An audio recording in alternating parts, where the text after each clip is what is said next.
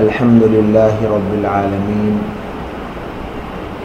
والصلاة والسلام على محمد بن عبد الله الأمين وعلى آله وأصحابه أجمعين أما بعد قال الله تبارك وتعالى في القرآن المجيد فأعوذ بالله من الشيطان الرجيم بسم الله الرحمن الرحيم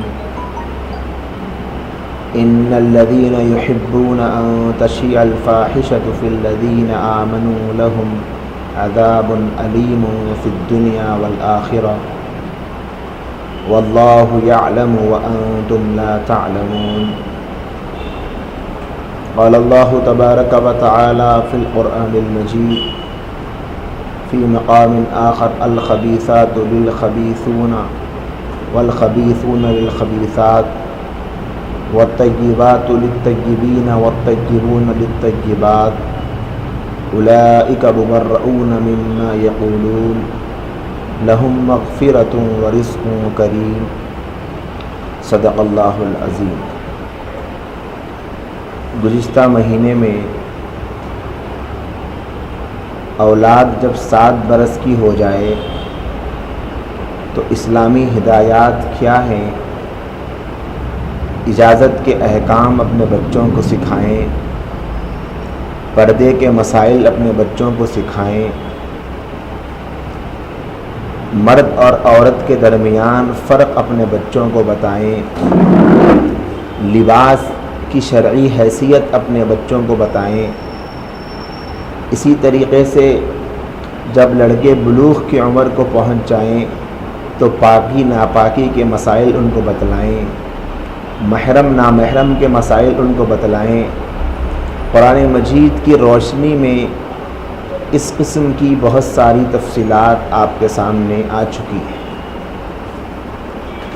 پروردگار عالم نے نوجوان نسل کی تربیت میں، لڑکوں اور لڑکیوں کی اصلاح میں ماں باپ پر جو ذمہ داریاں عائد کی ہیں، پچھلے 7 مہینوں سے تسلسل کے ساتھ وہ ہمارے سامنے آ رہی ہے۔ جب لڑکا یا لڑکی بلوغ کی عمر کو پہنچ جائیں اور ماں باپ کو اس بات کا علم ہو کہ اب ہمارا بچہ بالغ ہو چکا ہے یا ہماری لڑکی بالغہ ہو چکی ہے، ماں باپ پر پہلے سے زیادہ ذمہ داریاں عائد ہو جاتی ہیں۔ اولاد کی نگرانی میں، اولاد کی ذمہ داری کو قبول کرنے میں، اولاد کی اصلاح کی فکر کرنے میں پہلے سے مزید ذمہ داری کو نبھانے کی فکر بڑھا دینی چاہیے، اس لیے کہ بلوغ سے پہلے کا زمانہ نادانی کا ہوتا ہے، بھولے پن کا ہوتا ہے۔ بلوغ سے پہلے بچوں کی عقل میں غلط اور صحیح کے درمیان تمیز کا ویسا ملکہ نہیں ہوتا جیسے بلوغ کے بعد پیدا ہو جاتا ہے۔ انسان کے سامنے اچھی اور بری چیز کے درمیان تمیز کرنے کا فیصلہ، گندی اور پاک چیز کے درمیان ڈفرینس محسوس کرنے کا جو ملکہ ہوتا ہے، وہ پروردگار عالم بلوغ کے بعد لڑکوں اور لڑکیوں کے اندر پیدا کر دیتے۔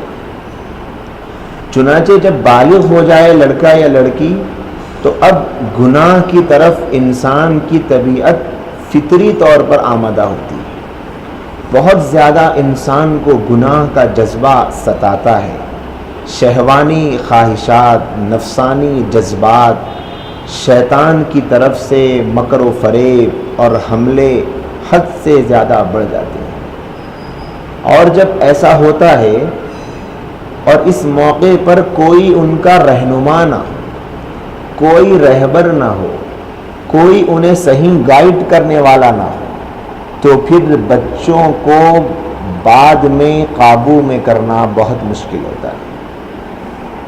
اگر اسی زمانے میں بچوں کے ساتھ ماں باپ کا یہ سلوک اور یہ رویہ ہو کہ وہ اپنی اولاد کو کسی صحیح سمت کی طرف لے جائیں، کوئی بہترین راستہ انہیں بتلائیں، ان کے اچھے اور برے کے درمیان قرآن کی روشنی میں رہنمائی اور فرق کرنے والی شخصیت سے ان کو جوڑ دیں، تو پھر یہ بچے قابو میں رہتے ہیں۔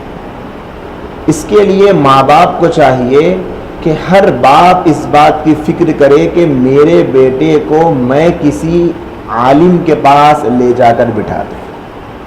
جیسے ہی بلوغ کی عمر قریب ہو اور باپ کو پتہ چلے کہ اب میرا بچہ بالغ ہو چکا ہے، تو باپ کو چاہیے اگر وہ اپنے بیٹے کی صحیح تربیت کرنا چاہتا ہے یا پھر اپنے بیٹے کو بگڑنے سے بچانا چاہتا ہے، تو کسی عالم دین کے پاس لے جا کر اس کو حوالے کر دے اور بیٹے کو بتا دے کہ دیکھو آپ کو کوئی بھی مسئلہ پوچھنا ہو تو بیٹا آپ اس عالم سے پوچھیں، ان کی مجلس میں جائیں، آپ جمعہ کی نماز اس عالم کے یہاں پڑھیں، ان سے اپنے مسائل کا جو کچھ پوچھنا ہو پوچھیں، آپ کو جو اسلام کے بارے میں یا اپنی ذاتی زندگی کے بارے میں کچھ معلومات کرنی ہو تو اس عالم سے پوچھیں۔ باپ کو چاہیے کہ ابھی سے اپنے بیٹے کا جو کیا کہتے ہیں آپ نہ بگڑنے کا راستہ ہے یا پھر سدھرنے کا راستہ ہے وہ عالم کے پاس لے جا کر طے کر دیں۔ گویا اپنے بیٹے کے ہاتھ کو پکڑ کر کسی عالم کے یہاں لے جا کر چھوڑ دیں۔ اب اطمینان رکھیں یہ عالم آپ کے بیٹے کو کبھی بھی بہکنے نہیں دے گا، کیونکہ اس کے یہاں علم کی روشنی ہے، قرآن مجید کی روشنی ہے۔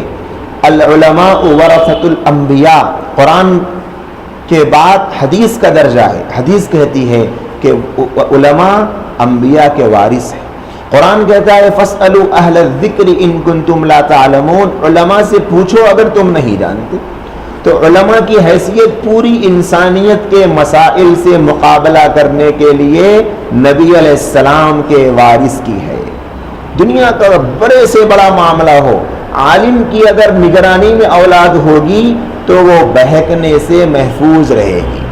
اور لڑکیوں کے لیے جو خانقاہی مجلسیں، اصلاحی مجلسیں، تبلیغی ہفتہ واری پروگرام اور ایسے ہی ماہانہ اصلاحی پروگرام خواتین کے لیے ہوتے ہیں، درس قرآن کی شکل میں، درس حدیث کی شکل میں یا پھر کسی بھی اصلاحی موضوع کے عنوان کی شکل میں، تو وہاں پر اپنی بچیوں کو جانے کا عادی بنائیں اور ان سے کہہ دیں کہ آپ کو کوئی بھی مسئلہ ہو تو آپ فلاں اجتماع میں جائیں، اور جو اصلاحی مجلس ہو، اصلاحی محفل ہو، جہاں عالم ہو، تقریر کرنے والا، درس قرآن دینے والا، درس حدیث دینے والا، ان کے یہاں پرچی میں اپنے مسائل کو لکھ کر معلوم کریں۔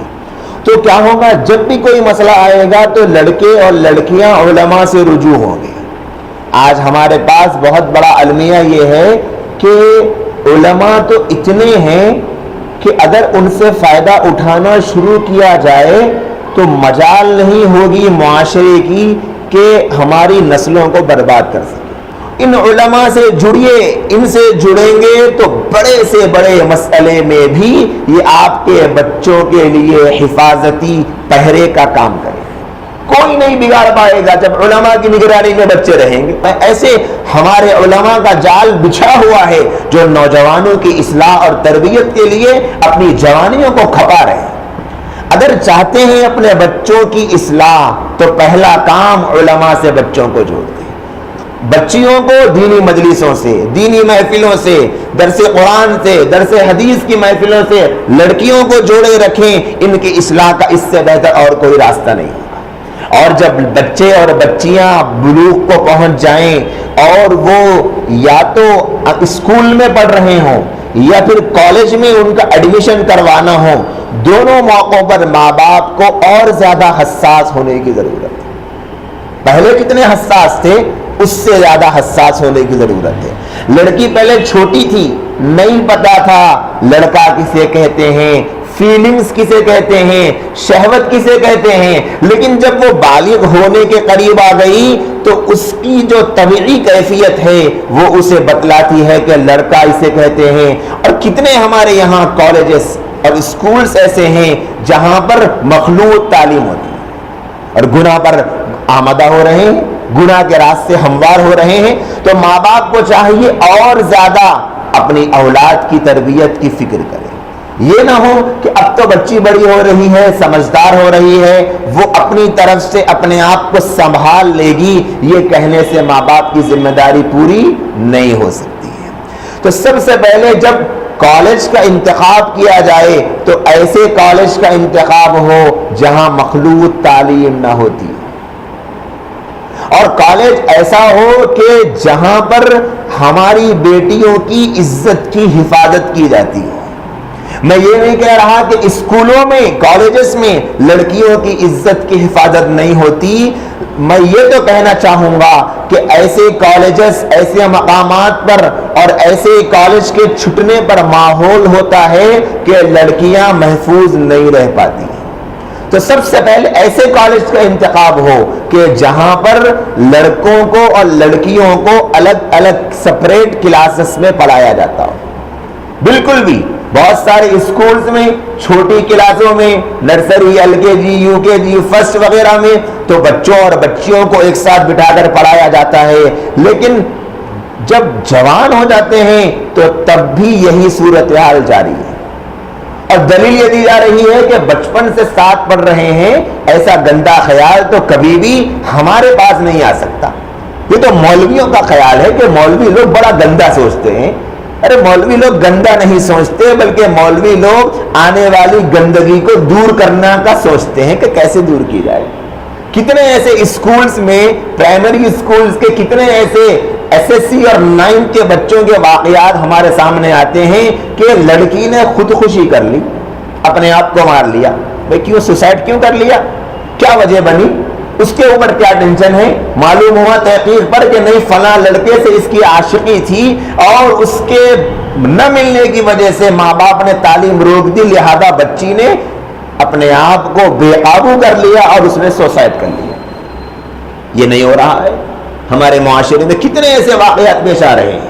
اس لیے جب کالج اسکول کا انتخاب ہو تو لڑکے اور لڑکیوں کے درمیان فاصلے رکھے جائیں, اور کالج کا انتخاب یہ دیکھ کر کیا جائے کہ ہماری بیٹی یہاں پڑھے گی تو تعلیم تو اسے ملے گی, لیکن اس کی عزت محفوظ رہے گی یا نہیں رہے گی. دوسری چیز, کالج کے تعلیم کے درمیان جو ماں باپ کو دیکھنی ہے وہ یہ ہے کہ جو تعلیم دلائی جا رہی ہے اس کا مقصد کیا ہے, کہ تعلیم کیوں دلوائی جا رہی ہے. اس لیے کہ ہمارا بچے, سب کے بچے پڑھ رہے ہیں, ہمارے بھی پڑھ لیں گے.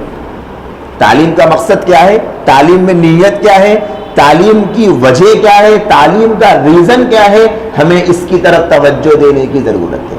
کیوں تعلیم دلوائی جا رہی ہے کہ میرا بیٹا ڈاکٹر بنے گا تو قوم کی خدمت کرے گا, میرا بیٹا کوئی بہترین کام والا بندہ بنے گا تعلیم کے بعد, ایجوکیٹ کے بعد, تو قوم کو فائدہ ہوگا, بہت اچھی بات ہے. میرا بیٹا وکیل بنے گا, جج بنے گا, یا میرا بیٹا پائلٹ بنے گا, جو بھی پوسٹ میرے بیٹے کو ملے گا, جو اس کے اندر ہنر آئے گا, جو اس کے اندر خوبی آئے گی, جو اس کے اندر کمال پیدا ہوگا, اس سے قوم کو فائدہ ہوگا, بڑی اچھی بات ہے. لیکن ایسے ہی دلوایا جا رہا ہے, کوئی بات نہیں, کوئی وجہ نہیں, بس بچوں کو پڑھا دو, پڑھانا کام ہے, سب پڑھا رہے ہیں, ہم بھی پڑھائیں گے. لوگ کیا کہیں گے اگر ہم نے بچے کو کالج میں نہیں پڑھوایا تو, یہ سوچ کر پڑھائیں گے تو کیا فائدہ. تیسری چیز, جو فیلڈ چنی جائے اس فیلڈ کی کوئی وجہ ہو. بیشتر نوجوانوں کو آپ دیکھ لیں کہ بھئی آپ کالج میں پڑھ رہے ہیں, کیا پڑھ رہے ہیں, انجینئرنگ پڑھ رہے ہیں. کیوں پڑھ رہے ہیں؟ نہیں مولوی صاحب اب کیا لیں گے, اس سے اچھا تو کوئی سمجھ نہیں آتا, سب یہی لے رہے ہیں, ہم نے بھی یہی لے لیا. اگر کسی کو پوچھے کہ آپ نے کون سا کورس لیا, بلکہ میڈیکل لائن میں ہم لیا. کیوں لیے ہیں؟ آج کل اس کی مارکیٹ بہت چل رہی ہے, لہذا میڈیکل لائن کا کورس ہم نے لے لیا. لڑکیوں کو پوچھا جائے کیوں, کیا پڑھایا جا رہا ہے, پہلے تو مقصد طے کریں, پھر اس کے بعد کون سا کورس لینا ہے. ہماری بیٹی کو ہم قوم کی خدمت کے لیے کس لائن سے وقف کرنا چاہتے ہیں, یہ تو پہلے طے ہو، یہ تو ماں باپ بیٹھ کر سوچے، ماں باپ کا یہ جذبہ ہو کہ معاشرے میں دیکھیں کہ ہماری بیٹی اپنے کردار کو کس روپ میں، کس فیلڈ سے قوم کی خدمت کے لیے پیش کریں، ضرورت کس چیز کی ہے۔ آج لیڈی ڈاکٹر کی کتنی ضرورت ہے، میٹرنٹی ہاسپٹل میں لڑکیوں کی اور عورتوں کی ڈیلیوری کے موقع پر پردے دار ڈاکٹر کی، پردے دار نرسز کی کتنی ضرورت ہے۔ لیکن کتنے ماں باپ ہیں جو یہ سوچ کر کہ میں اپنی بیٹی کو اسی لیے پڑھاؤں گی تاکہ میری بیٹی ایک باپردہ نرس بنے اور عورتوں کی پردے میں علاج کی فکر کرے۔ کتنے ماں باپ ہیں جو یہ سوچ کر اپنی بیٹیوں کو پڑھا رہے ہیں کہ میں اپنی بیٹی کو اس لیے تعلیم دلوا رہی ہوں تاکہ میری بیٹی ایک اچھی لیڈی ڈاکٹر بنے اور ڈیلیوری کے موقع پر آپریشن تھیٹر میں ہمارے نبی کی قوم کی بچیوں کو کسی غیر مرد اور ڈاکٹر کے سامنے بے پردہ نہ ہونا پڑے۔ کتنی ماؤں کی یہ تمنا، کتنے باپ کی یہ خواہش اپنی بیٹیوں کو یہ سوچ کر پڑھائیں کہ ہم اپنی بیٹی کو ایسے بنا کر قوم کو سونپیں گے ایک تحفہ کہ وہ پردے میں رہ کر حیا کے ساتھ، شرعی حدود کی رعایت کے ساتھ قوم کی خدمت کرے گی اور جو خلا ہے ایک بہت بڑی ڈاکٹری فیلڈ میں اس کو پوری کرے گی۔ کتنے ماں باپ ہیں جو اس فکر سے، اس سوچ سے، اس نظریے سے اپنی اولاد کو پڑھا رہے ہیں کہ اس قوم کی خلا کو ہم پورا کریں۔ آج لیڈیز اسپیشلسٹ کی کتنی کمی ہے۔ تعلیم کا اسلام مخالف نہیں ہے، بہت سارے لوگوں نے یہ سمجھ لیا کہ اس علماء تعلیم کے مخالف ہیں، علماء لڑکیوں کی تعلیم کے خلاف ہیں۔ نہیں، علماء اس لیے کہتے ہیں کہ تعلیم کی چکر میں تہذیب کی دھجیاں اٹھ رہی ہے، تو علماء نے کہا کہ جہاں تعلیم کی آڑ میں تہذیب کے سودے کیے جا رہے ہوں ایسی تعلیم ہماری بیٹیوں کو نہیں چاہیے، اس لیے منع کیا ہے۔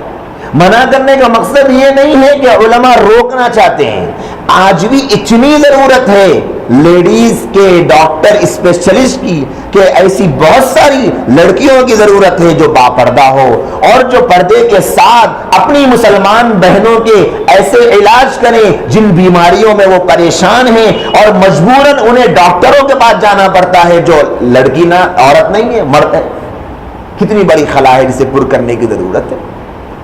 اسی لیے ماں باپ کو چاہیے کہ جب بیٹے اور بیٹی کے کالج میں انتخاب، کالج میں داخلے کا مسئلہ ہو تو پہلے سے یہ منصوبہ بنا لیا جائے کہ بیٹے یا بیٹی آپ بتائیے کہ آپ کون سی فیلڈ کے ماہر بننا چاہتے ہیں، آپ کیا پڑھنا چاہتے ہیں، آپ کی خواہش کیا ہے، آپ کی تمنا کیا ہے، آپ کیا پڑھنا چاہتے ہیں، آپ کیا بننا چاہتے ہیں، آپ کس فیلڈ کے ماہر بننا چاہتے ہیں۔ سب سے پہلے اس بات کی فکر ماں باپ کو کرنے کی سخت ضرورت ہے۔ اور جب لڑکے یا لڑکی کا ایڈمیشن ہو جائے کالج میں تو ماں باپ کو چاہیے کہ اپنی اولاد کے کالج کو جانے اور آنے کا وقت معلوم ہو کہ کالج کس وقت شروع ہوتا ہے، کس وقت ختم ہوتا ہے، جانے اور آنے کے درمیان کتنا وقت لگتا ہے، کتنا راستہ طے کرنے کے لیے مدت درکار ہے، اور میری بیٹی جاتی کیسے ہے،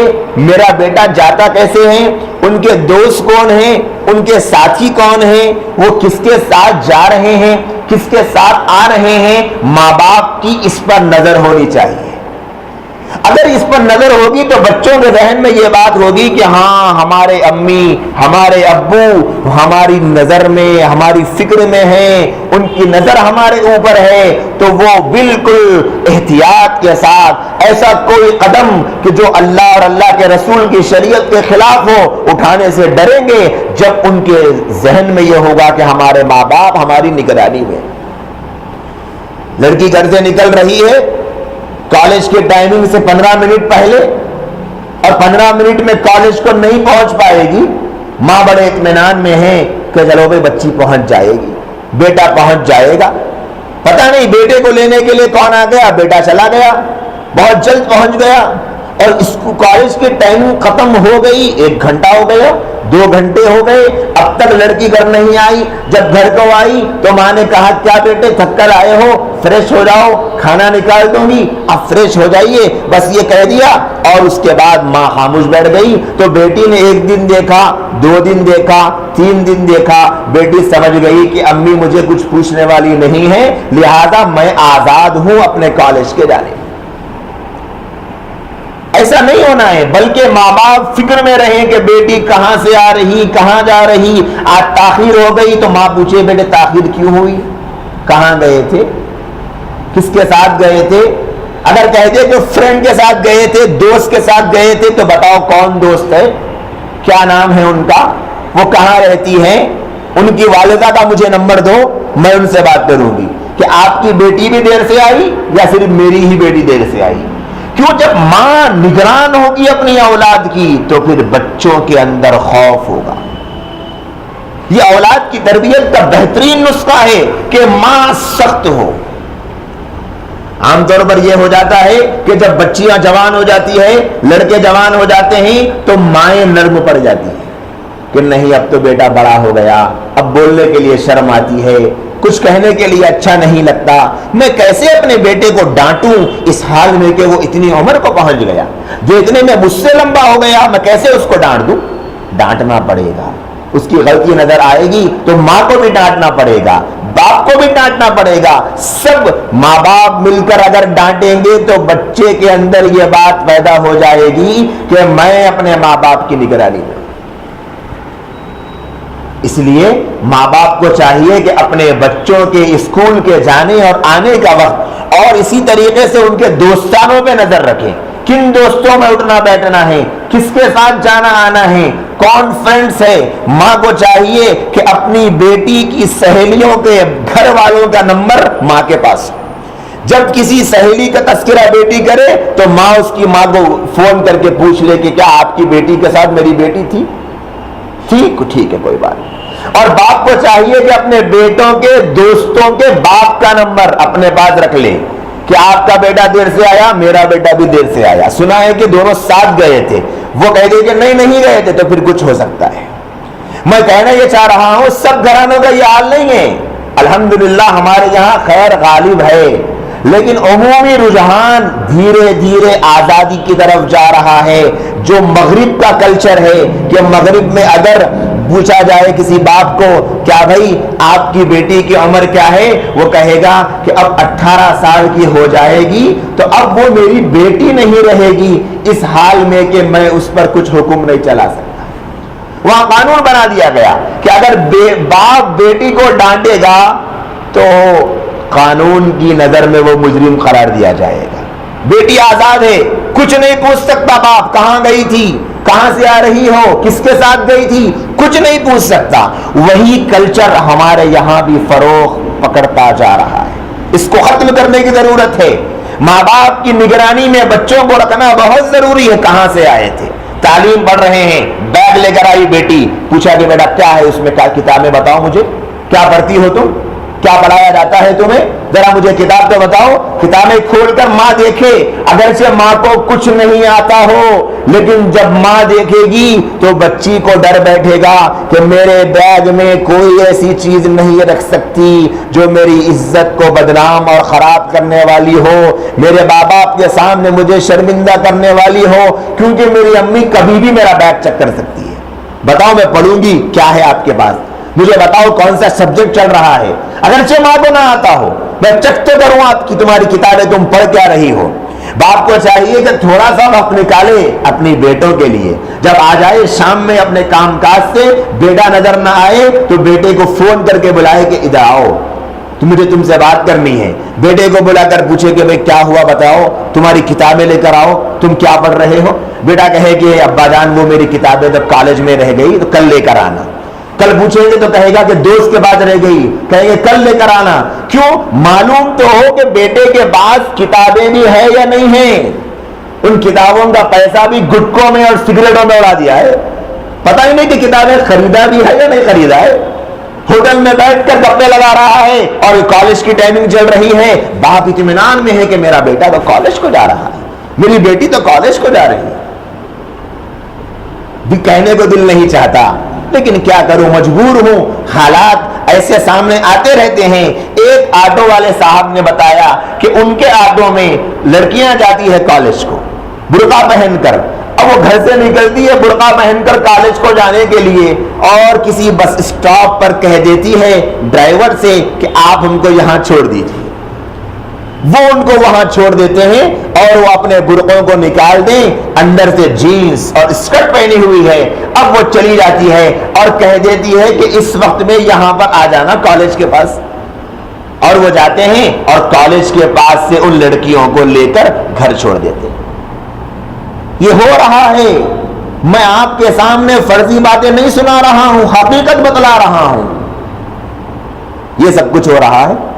ماں باپ کو چاہیے کہ اپنی اولاد کی ہر بات پر فکر کریں, اور صبح جب جاتے ہیں بچے ان کے لباس پر غور کریں کہ بیٹا جا رہا ہے کپڑے پہن کر کہ ایسا جینس پہنا ہے, ایسی ٹی شرٹ پہنا ہوا ہے, اسے دیکھ کر یہ محسوس نہیں ہوتا کہ یہ کالج جا رہا ہے.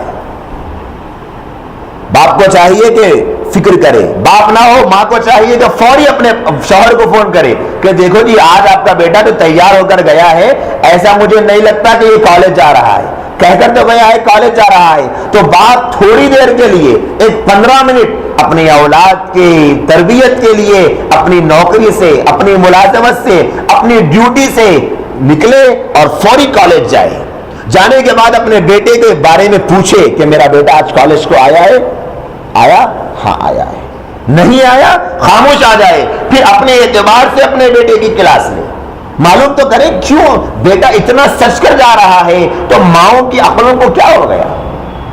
ماں کہتی ہے کہ ہاں بھائی اس کے دوست ویسے ہی تیار ہو کر آتے ہیں, ایک شوق چل رہا ہے, ایک ماحول چل رہا ہے, اور ایک سیزن چل رہا ہے نوجوانوں میں تیار ہو کر جانے کا, لہذا میرا بیٹا بھی اسی لیے جا رہا ہے. یہ سوچ کر اگر ماں باپ نظر انداز کر دیں گے تو پھر اس کے نقصان بہت دیکھنے پڑے.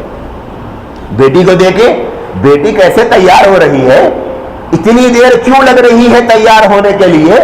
بیٹی کی ڈریسنگ دیکھے کہ بیٹی کون سا لباس پہن کے جا رہی ہے, کیسے کپڑے پہن کر جا رہی ہے, کون سا ڈریس پہن کر جا رہی ہے. ماں باپ کو چاہیے, اور بیٹی کے تعلق سے خاص طور پر ماں کو چاہیے کہ نوٹس لیتی رہے, نوٹ کرتی رہے اس بات کو کہ میری بیٹی کون سے کپڑے پہن رہی ہے. اگر کوئی خلاف حیا لباس نظر آ جائے تو فوری طور پر ماں کو چاہیے کہ اپنی بیٹی کو پوچھے کیا بات ہے, آج یہ کپڑے کیوں پہن کے جائے جا رہے ہیں, کہاں جانے کا ارادہ ہے.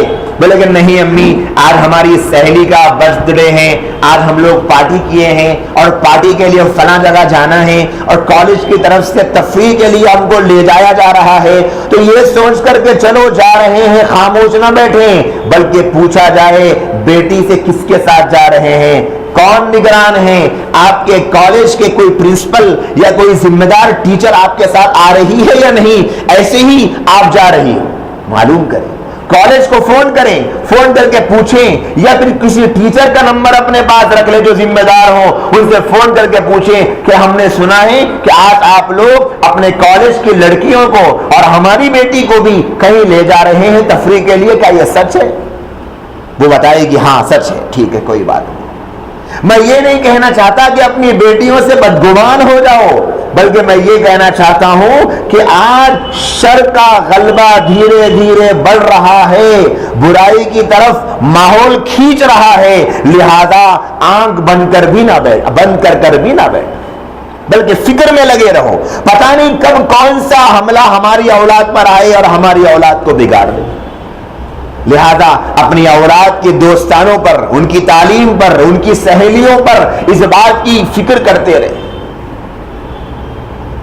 اور اگر لڑکے یا لڑکی کے پاس موبائل ہو, سب سے پہلی بات تو لڑکی کے پاس موبائل رکھنے کی ضرورت ہی نہیں ہے اگر وہ کنواری ہے. کیا ضرورت ہے موبائل رکھنے کی؟ جو ضرورت ہے باپ پوری کرنے والا ہے, ماں پوری کرنے والی ہے. شادی نہیں ہوئی تو ضرورت ہی نہیں ہے موبائل رکھنے کی. موبائل رکھنا گویا اپنی بیٹی کے ہاتھ میں پوری دنیا لا کر دے دینا ہے. جو چاہے اب آپ کیجئے. رضائی سر کے اوپر سے بعد میں ہٹ رہی ہے اور موبائل ہاتھ میں پہلے آ رہا ہے. رضائی کے اندر سے چہرہ بعد میں نکل رہا ہے اور رضائی کے اندر واٹس ایپ پہلے کھل رہا ہے. فیس بک کے اسٹیٹس پہلے دیکھے جا رہے ہیں اور گھڑی میں ٹائم بعد میں دیکھا جا رہا ہے. کیا ضرورت ہے لڑکیوں کو موبائل دینے کی؟ ماں باپ سوچے ضرورت کیا ہے لڑکی کو موبائل دینے کی؟ یہ تو بات ایسی ہی ہو گئی کہ اب لڑکی جوان ہو گئی، گناہوں کا ماحول ہے. کیا آپ نہیں جانتے انٹرنیٹ پر کیسا گندا ماحول چل رہا ہے؟ ابھی حالیہ اسی ہفتے کی بات کر رہا ہوں، ملیالم کی ایک فلم کا ٹریلر بلکہ گانا ریلیز ہوا 14 فروری کو، اور فیس بک پر یہ ایشو چل رہا ہے کہ اس اداکارہ کو دیکھنے کے بعد کتنے نوجوان زخمی ہو گئے. یہ بتائیے، یہ کمنٹ دیجیے. کمنٹس یہ پوچھے جا رہے ہیں، کیا پوچھے جا رہے ہیں کہ اس اداکارہ کی اداؤں کو دیکھ کر کون کون زخمی ہو گئے، کون کون اسے دیکھ کر شیشے میں اتر گئے، کون کون اس کو دیکھ کر آپے سے باہر ہو گئے. یہ کمنٹس چل رہے ہیں انٹرنیٹ پر. اور لڑکیاں بھی یہ کمنٹس کر رہی ہے کہ آخر اس میں ہے کیا بات جو اس کے پیچھے سارے لٹو بنے ہوئے ہیں. یہ چل رہا ہے انٹرنیٹ پر، یہ دکھایا جا رہا ہے فیس بک پر، اور ہماری نوجوان نسلیں ان چیزوں میں پڑی ہے. اور یاد رکھ لیں، بیٹے اور بیٹی کو سب سے پہلے تو ماں باپ موبائل دینے کی غلطی نہ کرے. میں صاف کہنا چاہتا ہوں، نوجوان اولاد کو موبائل دینا یہ ہمدردی نہیں ہے، یہ ان کے اوپر ظلم ہے. گویا یہ مثال یہ ہو رہا ہے کہ ایک لڑکا یا لڑکی بھوکے ہیں، بچہ کہہ رہا ہے کہ امی بھوک لگی ہے، تو کہتے ہیں کہ بیٹے کے سامنے فریج میں لا کر میوے کا ایک ڈش رکھا جا رہا ہے اور بیٹے سے یہ کہا جا رہا ہے بھوک تو لگ رہی ہے مگر کھانا نہیں. اگر آپ کو کھلانا ہی نہیں تھا تو آپ نے اس کی نگاہوں کے سامنے کیوں رکھا لا کر؟ چھپا کے رکھ دیتے. جیسے چھوٹا بچہ چاکلیٹ کی ضد کرتا ہے، ماں باپ کہتے ہیں کہ ہمیں چاکلیٹ نہیں دینا ہے، کہتے ہیں نہیں دینا ہے، اور چاکلیٹ ہاتھ میں تھما رہے ہیں، اور کہتے ہیں کہ نہیں کھولنا ہے. بچہ کھولے گا اور جب چاکلیٹ کھول کر کھا لے گا تو ماں ایک تھپڑ لگاتی ہے کہ کمبخت کیوں کھایا، میں نے کہا تھا نا کہ نہ کھائیں کھانسی ہو جائے گی. اس کو تو بولنے نہیں آئے گا. عقل مند لوگ کھڑے ہوں گے تو کہیں گے اگر آپ کو کھلانا نہیں تھا تو آپ نے ہاتھ میں دیا کیوں؟ ہاتھ میں نہ دیتے چاکلیٹ تو بچہ نہیں کھاتا. ہاتھ میں موبائل لا کر دے دیا اور کہتے ہیں کہ دیکھو کوئی غلط کام نہ کرنا. چلو موبائل دے دیا تو دے دیا، انٹرنیٹ بھی دے دیا. گندگی کا پٹارا. پہلے زمانے میں جب ٹی وی لانچ ہوا تھا تو علماء نے خوب مخالفت کی ٹی وی کی، اور آج بھی کرتے ہیں. ٹی وی کا گھر میں رکھنا ناجائز ہے. گھر میں ٹی وی نہیں رکھ سکتے. کیوں؟ اس لیے کہ ٹی وی کے اندر شر غالب ہے.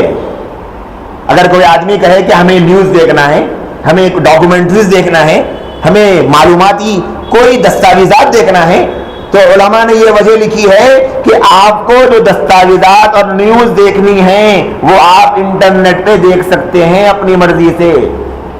ٹی وی وہ دکھاتا ہے جو وہ چاہتا ہے، آپ جو چاہتے ہیں وہ نہیں دکھاتا.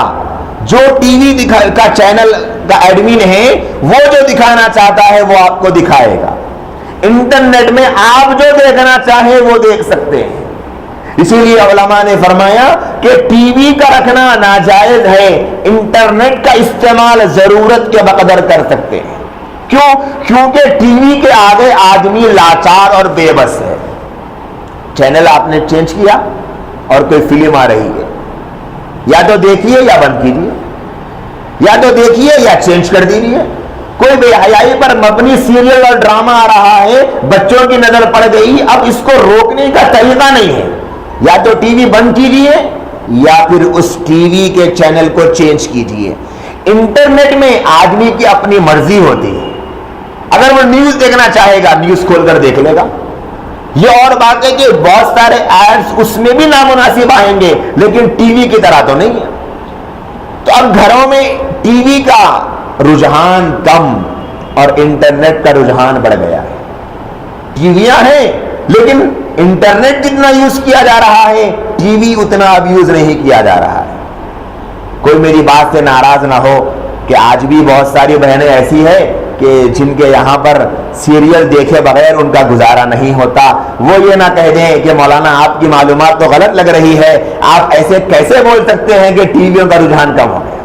ان کو چھوڑ کے کہہ رہا ہوں, انٹرنیٹ کا رجحان اتنا بڑھ چکا ہے کہ اب حال یہ ہو گیا کہ ہر کسی کے ہاتھ میں موبائل اور انٹرنیٹ پہ لگے ہیں. استعمال نہ کرے یہ نہیں کہا جا رہا ہے, ضرورت کے بقدر استعمال کرے, لیکن اسی کے دیوانے بنے رہنا کہ ہمیشہ بس انٹرنیٹ کے پیچھے لگے ہوئے ہیں. 10 منٹ نہیں گزرتے کہ واٹس ایپ چیک کیا جا رہا ہے کہ کسی کا میسج آیا یا نہیں آیا. 15 منٹ نہیں گزرتے کہ فیس بک چیک کیا جا رہا ہے. رات کے 2-2 4-4 بجے تک بلکہ صبح تک کتنے لاکھوں لوگ آپ کو face book per on line نظر آئے. کیا ہو رہا ہے؟ اتنا گہرا اور اٹوٹ تعلق انٹرنیٹ سے اللہ سے غافل کرتا جا رہا ہے. لہذا اگر اپنی اولاد کو موبائل دیں اور اس میں انٹرنیٹ بھی رکھیں تو پھر ماں باپ پر کچھ ذمہ داریاں عائد ہوتی ہیں.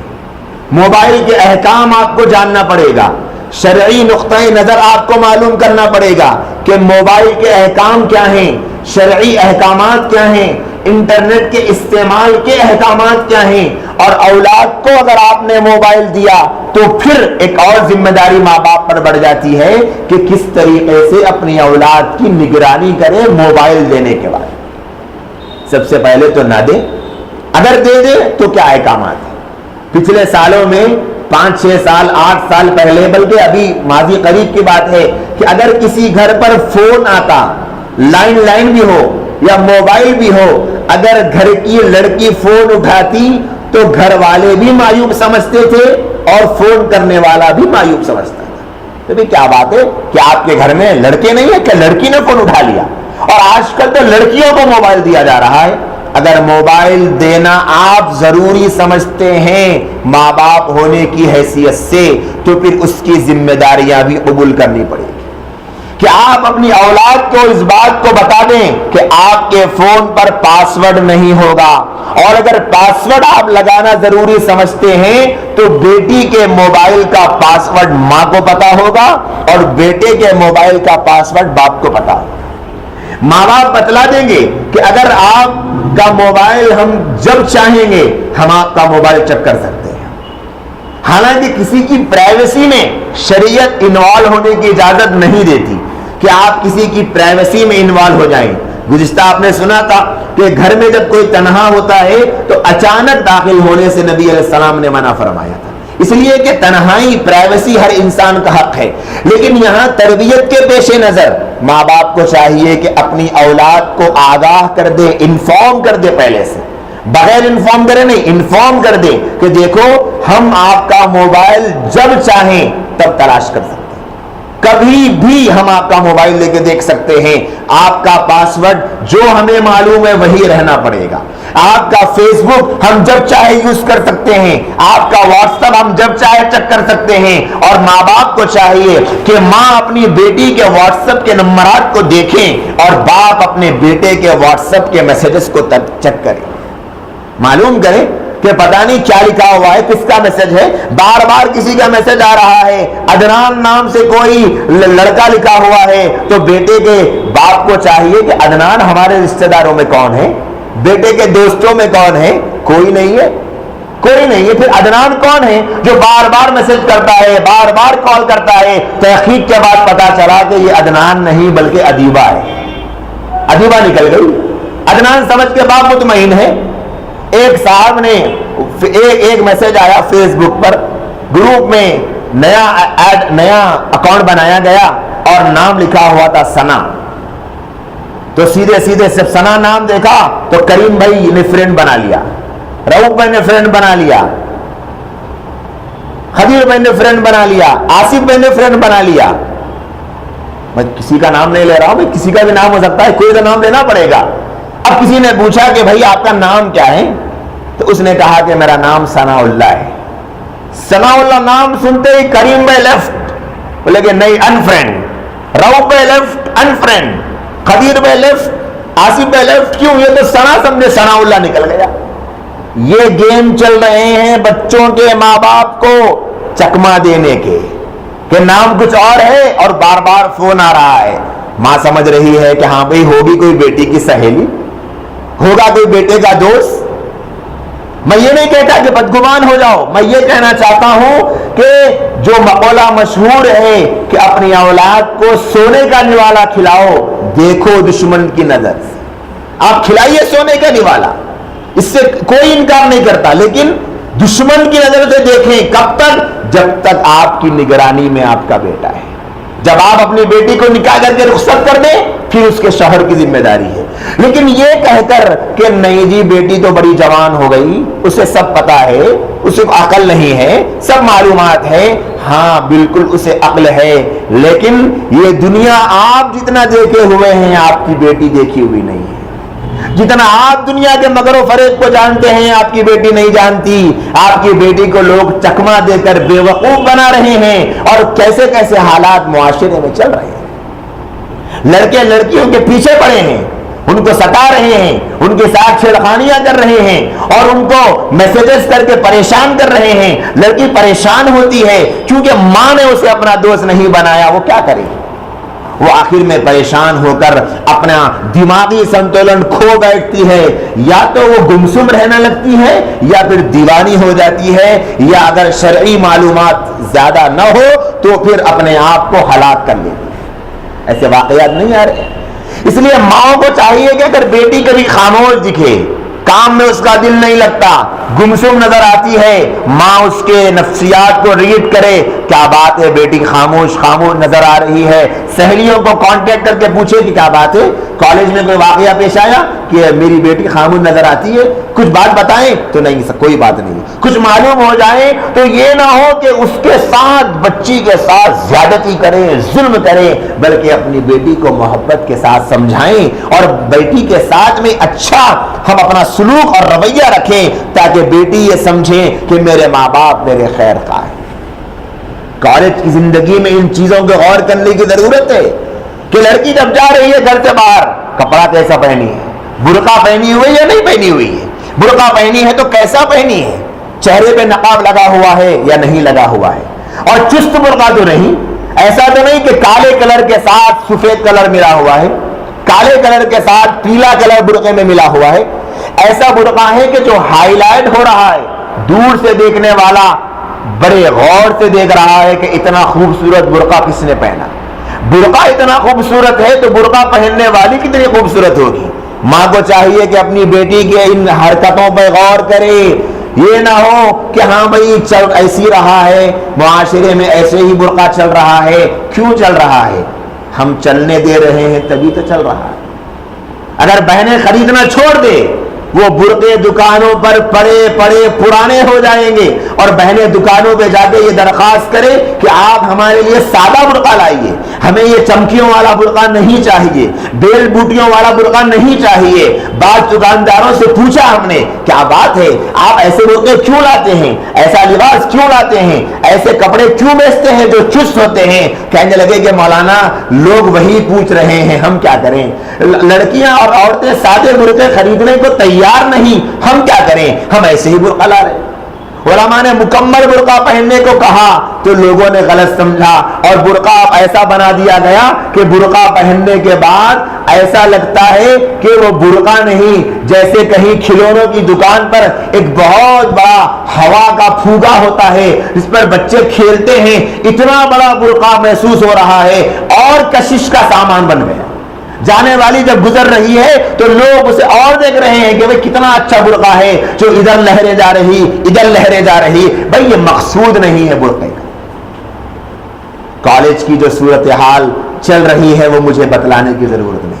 میں پھر سے کہتا ہوں، میں تمام کالجز کے بارے میں یہ نہیں کہتا، میں آپ کو کالجز کی برائی نہیں کرنا چاہتا، آپ کے سامنے نہیں کرنا چاہتا، نہ ان کے بدگمان کرنا چاہتا ہوں، بلکہ جو حالات چل رہے ہیں وہ کہہ رہا ہوں۔ کیسے کیسے حالات آج کالج کی لائف میں نوجوان لڑکے اور لڑکیوں کے درمیان عام ہیں، کتنے عام ہیں، بے حیائی عروج پر ہے۔ اللہ قرآن میں فرماتے ہیں ان الذین یحبون ان تشیع الفاحشۃ فی الذین آمنوا لہم عذاب علیم فی الدنیا والآخرہ، جو مسلمانوں میں، ایمان والوں میں بے حیائی کو پھیلانا چاہتے ہیں ان کے لیے دنیا میں بھی عذاب ہے، آخرت میں بھی عذاب ہے۔ آخرت کا عذاب تو یقینی ہے، دنیا کا عذاب اگر اسلامی حکومت ہوتی تو انہیں سخت عذاب دنیا میں بھی ملتا۔ کیسے بے حیائی عروج پر ہے۔ ایک صاحب کہنے لگے کہ ایک کالج کے یہاں ان کی دکان ہے، وہ کہنے لگے کہ مولانا جب کالج چھوٹتا ہے تو میرے آنکھوں سے آنسو بہہ پڑتے ہیں۔ کیا حال ہے ہماری بہنوں کا، کیسے نوجوان انتظار میں کھڑے ہیں لڑکیوں کو لینے کے لیے، ماؤں کو کوئی خبر نہیں، باپ کو کوئی خبر نہیں، اطمینان میں ہے ماں باپ۔ میں پھر کہنا چاہتا ہوں سب ایسے نہیں ہیں، بعض ہیں جو کالج کی تعلیم اور کالج کے سسٹم کو بدنام کر رہے ہیں۔ وہ کہہ رہے تھے کہ مجھے رونا آتا ہے جب میں دیکھتا ہوں کیسے نوجوان کھڑے ہیں، کیسے لڑکیاں چہروں سے نقاب نکال کر گھوم رہی، کیسے بغیر دوپٹوں کے جا رہی، اور ان کے برقعے کتنے چست ہیں، انہیں دیکھ کر تو بوڑھے کو بھی گناہ کا خیال آ جائے۔ ان کے الفاظ میں آپ کے سامنے نقل کر رہا ہوں۔ کیا حل ہے ان حالات کا؟ اور دوسری طرف اچھے لوگ بھی۔ ایک صاحب کا واقعہ مجھے کسی نے سنایا کہ وہ اپنی نوجوان بیٹی کو کسی بس اسٹاپ پر یا ریلوے اسٹیشن پر لے کر کھڑے ہوئے تھے، نوجوان لڑکی خوبصورت، اللہ نے حسن دیا، باپ نے یہ محسوس کیا میرے ساتھ کھڑی ہوئی میری بیٹی کو لوگ دور سے دیکھ رہے ہیں، اس کے ہاتھوں اور پیروں کو دیکھ رہے ہیں، پورا جسم برقعے میں ڈھکا ہے لیکن ہاتھ اور پیر کو بھی لوگ نہیں چھوڑ رہے ہیں۔ تو ان صاحب نے گھر بعد میں رخ کیا، پہلے ہاتھوں کے دستانے اور پیر کے پیتابے بیٹی کو دلوائے اور گھر کو لائے۔ ماں نے پوچھا کیا بات ہے، تو کہنے لگے کہ میری بیٹی کے ہاتھ اور پیر کو لوگ دیکھے، مجھے یہ بھی پسند نہیں، اس لیے میں نے اس کو بھی چھپا دیا ہے۔ ایسے بھی باپ ہیں، معاشرے میں ایسے بھی لوگ ہیں، انہی کی وجہ سے آج اللہ کا عذاب مجموعی طور پہ نہیں آ رہا، انہی کی وجہ سے آج قوم تباہی کے دہانے پر مجموعی اعتبار سے نہیں کھڑی ہے۔ کتنی نوجوان بچیاں ایسی ہیں جو کالج کی استغلاق وادیوں سے آگے بڑھ جاتی ہے اور ان کی عزت پر داغ نہیں لگتا، کوئی دھبا نہیں لگتا۔ کتنے نوجوان بچیوں کے باپ کو میں خود دیکھتا ہوں، میرے دل سے دعا نکلتی ہے کہ وہ کالج کو لا کے چھوڑ رہے ہیں، لے کر جا رہے ہیں، کتنی انہیں فکر ہے اپنی اولاد کی۔ قابل مبارکباد ہے ایسے باپ، قابل مبارکباد ہے وہ مائیں جو اپنی بیٹیوں کے لیے روزانہ راتوں میں اٹھ کر دعائیں کرتی ہے۔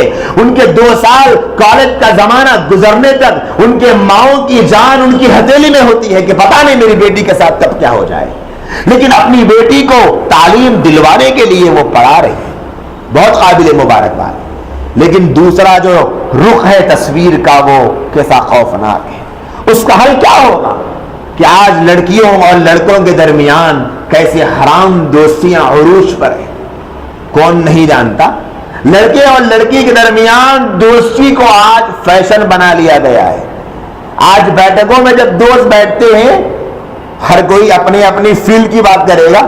کوئی کہتا ہے کہ بھئی کیا حال ہے یار، کاروبار کیسے چل رہے ہیں، کوئی کہتا ہے کیا حال ہے یار، ملک کے حال کیسا ہے، کوئی کہتا ہے کیا حال ہے، موسم کیسا ہے۔ تو کچھ ایسے بھی نوجوان گٹر کے ڈھکنوں پر بیٹھ کر ایسی باتیں کرتے ہیں کہ بتاؤ یار تمہاری گرل فرینڈ کا کیا حال ہے، کیا ہو گیا، وہ پہلی والی کو چھوڑ دیا، اچھا 5ویں والی چل رہی ہے، ارے یار تم تو مجھ سے آگے بڑھ گئے، میں نے تم سے پہلے اس دلدل میں پیر رکھا تھا، آج میں 4تھے نمبر پہ ہوں، تم 5ویں نمبر پہ آ گئے۔ لڑکیوں کے ساتھ کھلواڑ کیا جا رہا ہے۔ نوجوانوں تمہیں نہیں پتا کہ لڑکیوں کی عزتوں سے کھیلنا یہ تمہارے لیے، تمہاری اولاد کے لیے ان کی عزتوں کی بربادی کا سبب بنے گا۔ امام شافعی رحمت اللہ علیہ نے فرمایا تھا کہ زنا قرض ہے، زنا قرض ہے، جب کوئی مرد کسی سے زنا کرے گا تو وہی زنا لوٹ کر تمہاری بیوی، بہن، بیٹی یا ماں کے ساتھ کیا جائے گا۔ اور مشاہدہ ہے ایسا بہت ساری جگہوں پر ہو چکا ہے. نوجوان خون کے آنسو رو رہے ہیں، جنہوں نے یہ کام کر لیا وہ تڑپ رہے ہیں کہ ہائے میں نے کیوں کیا تھا گندا کام، آج میری بیوی کے ساتھ وہی ہو رہا ہے، میری بیٹی کے ساتھ وہی ہو گیا ہے. نوجوان تڑپ رہے ہیں. ان نوجوانوں کو نہ دیکھو جو محبت کے نشے میں مزے میں ہیں، ان کو دیکھو جو سولیوں پر چڑھ رہے ہیں،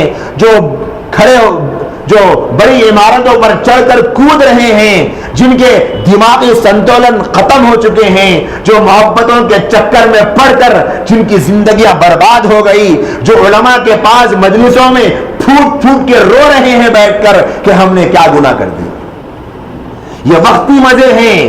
آج نوجوان لڑکوں اور لڑکیوں کو چسکا لگ چکا ہے حرام کاری کا، لڑکیوں کو حرام دوستوں کا چسکا لگ چکا ہے، لڑکوں کو حرام دوست لڑکیوں سے دوستی کا چسکا لگ چکا ہے. اس کا حل کیا ہے؟ اس کا حل سوائے وقت پر نکاح کرنے کے اور کچھ نہیں ہے.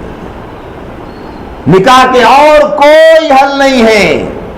آپ اپنے بیٹے کو 40 دن کے لیے چھلے میں بھیج دے کہ ہاں بھائی میرا بچہ اب جائے گا تو نفس پر قابو پا کر آئے گا.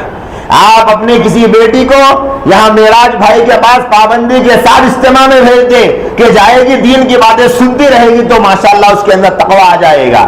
آپ اپنے بیٹے اور بیٹیوں کو خانقاہ کے مریدہ بنا دیں کہ شاید وہاں جا کر یہ لوگ نیک بن جائیں گے، سب کچھ ہوگا، نمازی بنیں گے، روزے دار بنیں گے، ذکر و اذکار کریں گے، مسائل کو جانیں گے، تہجد پڑھیں گے، لیکن نفس قابو اس سے نہیں ہوگا.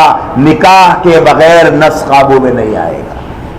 شہوت پر کنٹرول نکاح کے بغیر نہیں ہو سکتا. آج اگر باپ اپنے بیٹے سے کہہ دے کہ ابا جان شادی کرنا چاہتا ہوں، بولے کہ کم وقت نکاح کرے گا، جاؤ فلاں مولانا کے بیان میں بیٹھو تمہاری اصلاح ہو جائے گی. لوگ سمجھ رہے ہیں نکاح کی خواہش کا پیدا ہونا گویا میرا بیٹا بگڑ گیا ہے. یہی سمجھ رہے ہیں کہ میری بیٹی بگڑ گئی کہ اس کو شادی کی تمنا پیدا ہو رہی ہے. حالانکہ شادی کی خواہش کا پیدا ہونا عین فطرت ہے، فطرت کے مطابق ہے. نکاح انسان کی ضرورت ہے. اگر نکاح کی ضرورت کسی کو محسوس نہیں ہو رہی ہے اور وہ مرد ہو تو اسے لیب میں لے جا کر ٹیسٹ کروانا پڑے گا کہ کہیں آپ کے یہاں وہ ڈرائیورز جو اللہ نے انسٹال کر دیے تھے وہ کرپٹ نہیں ہو گئے. نکاح ضرورت ہے، انسان کی فطری تقاضا ہے. اس کے بغیر کوئی چارہ نہیں، نکاح کے بغیر کوئی چارہ نہیں. جیسے کھانے کی بھوک ہے، اللہ تبارک و تعالیٰ نے پیدا کی، پیاس لگتی ہے، گرما کے موسم میں شربت کی ضرورت، سردی کے موسم میں گرم چیزوں کی ضرورت ہے. ایسے ہی اللہ قرآن میں فرماتا ہے هو الذی خلق لکم من انفسکم ازواجا لتسکنوا الیہا. ہم نے تمہارے لیے، اللہ کی نشانیوں میں سے ایک یہ ہے کہ تم کو ہم نے جوڑوں میں بنایا تاکہ ایک دوسرے سے تسکین حاصل کرو، سکون حاصل کرو. مرد کے لیے سکون کا راستہ عورت، عورت کے لیے سکون کا راستہ مرد، ایک دوسرے کے لیے دونوں میں سکون کا راستہ ہے. اس کے بغیر کوئی راستہ سکون کا نہیں ہے. اور نکاح کی ضرورت کب پڑتی ہے؟ جب لڑکا بالغ ہو جائے، لڑکی بالغہ ہو جائے تو اب نکاح کی ضرورت پڑتی. ضرورت بلوغ سے شروع ہو گئی. لڑکی کی عمر 9 سال ابتدائی بلوغ کی، 13 سال تک بالغ ہو سکتی ہے، اور لڑکے کی عمر 12 سے 14-15 سال تک بلوغ کی. علماء نے لکھا کہ اگر وہ علامتیں جو مردوں کی ہے بلوغ کی وہ ظاہر نہ ہو کسی لڑکے کو، اور وہ علامتیں جو لڑکیوں کی ہے بلوغ کی وہ ظاہر نہ ہو کسی کو، علماء نے لکھا 15 سال آخری عمر ہے. 15 سال پر یہ فیصلہ کر دیا جائے گا کہ یہ لڑکا بھی بالغ ہو گیا، لڑکی بھی بالغ ہو. کوئی علامت ظاہر نہ ہو اس صورت میں. علامت ظاہر ہو، جب ظاہر ہو جائے تب وہ بالغ ہو گئے، اور جب بالغ ہو گئے وہ نکاح کے قابل ہو گئے، تبھی سے نکاح کے قابل ہو گئے. اور اسی عمر میں نکاح کی ضرورت ہر مرد کو پڑتی ہے، ہر عورت کو پڑتی ہے، ہر بچی کو، ہر بچے کو پڑتی ہے جب وہ بالغ ہو جائیں. اور معذرت کے ساتھ کہنا چاہتا ہوں، بلوغ کے بعد نہ بچہ بچہ ہوتا ہے نہ بچی بچی ہوتی ہے، بلکہ بچہ مرد اور بچی عورت بن جاتی ہے۔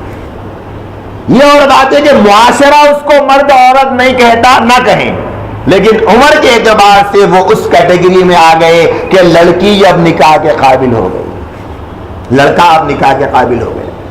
اور کیسی ضرورت ہے نکاح؟ ایک اعتراض پیدا نہ ہو جائے اس لیے صحابی رسول کی حدیث سنا دیتا۔ حضرت عثمان بن مظعون رضی اللہ تعالیٰ عنہ بہت بڑے صحابی ہیں، وہ کہتے ہیں ہم نے اللہ کے رسول صلی اللہ علیہ وسلم سے ایک مرتبہ خواہش کی کہ یا رسول اللہ آپ ہمیں اس بات کی اجازت دے دیں کہ ہم لوگ اپنے آپ کو قصی کر لیں۔ معنی یہ ہے کہ ہم اپنے آپ کو نامرد بنا لیں۔ اللہ کے نبی نے پوچھا کیوں؟ فرمانے لگے اے اللہ کے نبی ہم سفر میں جاتے ہیں، ہمیں ضرورت پڑتی ہے عورت کی، شہوت ہم کو پیدا ہوتی ہے، صحابی کہہ رہے ہیں خواہش پیدا ہوتی ہے، اور ہمیں بیوی میسر نہیں آتی، ہمیں گناہ کا ڈر ہے، لہذا ہم چاہتے ہیں ہم ایسا کوئی کام کر لیں کہ ہم کو خواہش ہی پیدا نہ ہو۔ تو نبی علیہ السلام نے کیا فرمایا؟ اے میرا صحابی، تم صحابی ہو کر تمہیں خواہش پیدا ہوتی ہے؟ تم تو میرے مرید ہو، میرے مرید۔ اگر آج کوئی پیر کے سامنے کہہ دے کہ حضرت مجھے خواہش نفس ابھار رہی ہے، لیکن کم وقت نکل جا میری مجلس سے، میرے پاس رہ کر تجھے خواہش نفس کیسے پیدا ہو گئی؟ کوئی بندہ اللہ کے راستے میں 4 مہینے لگا کر آ جائے اور اس کے بعد اگر وہ کہہ دے کہ مجھے شادی کی ضرورت ہے، لوگ کہیں گے کہ 4 مہینے میں تیرا نفس نہیں مرا، تجھے خواہش نفس کیسے پیدا ہو گئی؟ میرے بھائی 4 مہینے میں وہ اللہ کی محبت سیکھ کے آیا ہے، وہ اللہ والے کے بعد جا کر خانقاہ میں رہ کر اللہ اللہ سیکھا ہے، فطرت کو کیسے دبائیں گے؟ نبی علیہ السلام نے کیا فرمایا؟ اگر ایسی بات ہے تو نکاح کر لیں۔ صحابہ جاتے سفر میں، گھر میں اپنی بیوی موجود ہے، سفر میں صحابہ جاتے، جہاں ضرورت پڑتی وہاں کسی عورت سے نکاح کر لیتے اور اپنی خواہش کو پوری کر لیتے، لیکن زنا کی طرف کبھی نہیں بڑھتے۔ علماء نے اسی سے مسئلہ لکھ دیا، اگر کوئی آدمی گھر سے نکلے، سفر پر جائے، اتنی دور ہو کہ اسے اپنی بیوی کی ضرورت محسوس ہو رہی ہے اور بیوی کو اپنے پاس نہیں پاتا، علماء نے لکھا ہے ایک اور عورت سے نکاح کر لے، دوسری بیوی سے شادی بنا لے، لیکن حرام میں پڑنے کی اجازت نہیں ہے۔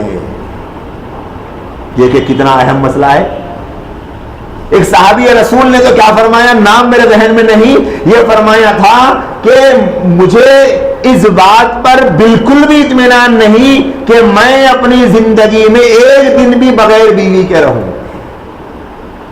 حدیث میں موجود ہے، انہوں نے یہ فرمایا کہ اگر مجھے یہ علم ہو جائے کہ ایک دن کی میری زندگی باقی ہے، کتنے دن کی بھائی؟ ایک دن کی زندگی باقی ہے، اور مجھے میری بیوی سے جدائی ہو جائے، میری بیوی مر جائے، وہ کہتے ہیں کہ میں ایک دن کے لیے بھی بیوی رکھنا پسند کروں گا تنہا رہنے سے۔